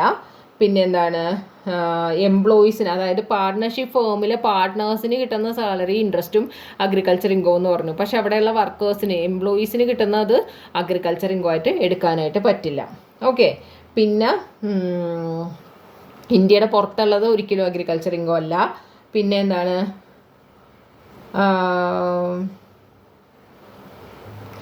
പിന്നെ എന്താണെന്ന് വെച്ചാൽ നമുക്കുള്ള ലാൻഡ് എന്ത് ചെയ്തു, നമ്മൾ ലെറ്റ് ഔട്ട് ചെയ്തു. ഓക്കെ. എന്തിനു വേണ്ടിയിട്ടാണ്, ക്രോപ്സ് സ്റ്റോർ ചെയ്യാൻ വേണ്ടിയിട്ട് നമ്മൾ നമ്മുടെ ലാൻഡ് നമ്മളെടുത്ത് വാടകയ്ക്ക് കൊടുത്തു. എന്നിട്ട് അത് നമ്മൾക്ക് ആഗ്രോ ഇൻകം എന്ന് പറഞ്ഞ് കാണിക്കാൻ പറ്റുമോ? ഒരിക്കലും അത് നമുക്ക് ആഗ്രോ ഇൻകം എന്ന് പറഞ്ഞ് കാണിക്കാനായിട്ട് പറ്റില്ല. പിന്നെ അതേപോലെ തന്നെ ശ്രദ്ധിക്കുന്നതിന് ഷുഗർ കെയിൻ ജാഗരി ആയിട്ട് കൺവേർട്ട് ചെയ്തിട്ടുണ്ടെങ്കിൽ അത് ആഗ്രോ ഇൻകം ആണെന്ന് നമ്മൾ വിചാരിക്കും. അത് ഒരിക്കലും ആഗ്രോ ഇൻകം അല്ല. കാരണം എന്താ, ഷുഗർ എന്നുള്ളത് തന്നെ നമുക്ക് എന്ത് ചെയ്യാം, ഡയറക്റ്റായിട്ട് മാർക്കറ്റിൽ കൊണ്ടുപോയി വിറ്റ് കഴിഞ്ഞാലും നമുക്കത് ആൾക്കാർ വാങ്ങും അല്ലേ, നമ്മൾ ഡെയിലി യൂസ് ചെയ്യണ ആ ഷുഗർ. അപ്പോൾ പിന്നെ അത് അത് കൺവേർട്ട് ചെയ്ത് ജാഗരി ആക്കിയാലേ നമുക്കത് മാർക്കറ്റിൽ പോയി വിൽക്കാൻ പറ്റുള്ളൂ എന്നുണ്ടോ? ഇല്ല. അപ്പോൾ അത് ഷുഗർ കെയിൻ എന്നുള്ളത് ജാഗരി ആക്കിയിട്ടുണ്ടെങ്കിൽ അത് പറഞ്ഞത് ആഗ്രോ ഇൻകം ആയിട്ട് വരില്ല. ഓക്കെ. കാരണം അത് ഡയറക്റ്റായിട്ട് ഷുഗർ ആയിട്ട് തന്നെ നമുക്ക് മാർക്കറ്റിൽ വിൽക്കാനുള്ള അവസരമുണ്ട്. അപ്പോൾ അതിനെ ജാഗരി ആക്കിയാലേ വിൽക്കാൻ പറ്റുള്ളൂ എന്നില്ല. അപ്പോൾ അതുകൊണ്ട് അത് ആഗ്രോ ഇൻകം അല്ല. ഓക്കെ. പിന്നെ ഡിവിഡൻഡ് എന്തെങ്കിലും കമ്പനിയിൽ നിന്ന് റിസീവ് ചെയ്തിട്ടുണ്ടെങ്കിൽ അത് ആഗ്രോ ഇൻകം അല്ല. പിന്നെ ഉള്ളതാണ് salt. Okay. Salt manufacture, salt production, അത് ഒരിക്കലും ആഗ്രോ ഇൻകം ആയിട്ട് വന്നില്ല. Fisheries, poultry farming, dairy farming അങ്ങനെയുള്ളതൊന്നും ആഗ്രോ ഇൻകം ആയിട്ട് വരണില്ല. ഓക്കെ. അതും ഒന്ന് നോട്ട് ചെയ്ത് വെക്കാം. Agro income. പിന്നെ interest on arrears of rent, interest on arrears of rent അതും ആഗ്രോ ഇൻകം ആയിട്ട് വരില്ല. ഓക്കെ. ഇതൊക്കെയാണ് നിങ്ങൾക്കൊന്ന് കൺഫ്യൂസ് ആവുന്ന പോയിന്റ്. അതാണ് ഞാൻ ഒന്നും കൂടി എടുത്തു പറഞ്ഞത്. അപ്പോൾ നമ്മുടെ ബേസിക്കും ആഗ്രോ ഇൻകവും എന്നുള്ളത്, അഗ്രികൾച്ചർ ഇൻകവും നമ്മൾ കഴിഞ്ഞിട്ടുണ്ട്. ഇനി അടുത്തത് ഒരു എണ്ണം നിങ്ങൾക്ക് നോക്കുകയാണെന്നുണ്ടെങ്കിൽ നമുക്ക് എന്ത് ചെയ്യാം, റെസിഡൻറ്റ് എന്നുള്ളത് നമുക്കൊരു വീഡിയോ ആയിട്ട് ഇടാം. അത് കഴിഞ്ഞിട്ട് സാലറി ഫുൾ ഒരു വീഡിയോ ആയിട്ട് ഇടാം. ഓക്കെ. റെസിഡൻറ്റ് എന്നുള്ളത് കുറച്ച് ഇതായിട്ടുള്ളതുണ്ട്. അപ്പോൾ നിങ്ങളിത് കണ്ടിട്ട് ഇതെങ്ങനെയാണ്, ഓക്കെ ആണോ, നിങ്ങൾക്ക് പറ്റണ്ടോയെന്നൊന്ന് പറയുക, അഭിപ്രായം എല്ലാവരും കമൻറ്റ് ചെയ്യുക. അങ്ങനെയാണെങ്കിൽ ഇതേ ടൈപ്പിൽ നമുക്ക് അടുത്ത വീഡിയോ ഇടാൻ പറ്റുള്ളൂ. അല്ലാന്നുണ്ടെങ്കിൽ നമുക്ക് വേറെ ഏതെങ്കിലും പ്ലാന് നമുക്ക് ആലോചിക്കാം. ഓക്കെ.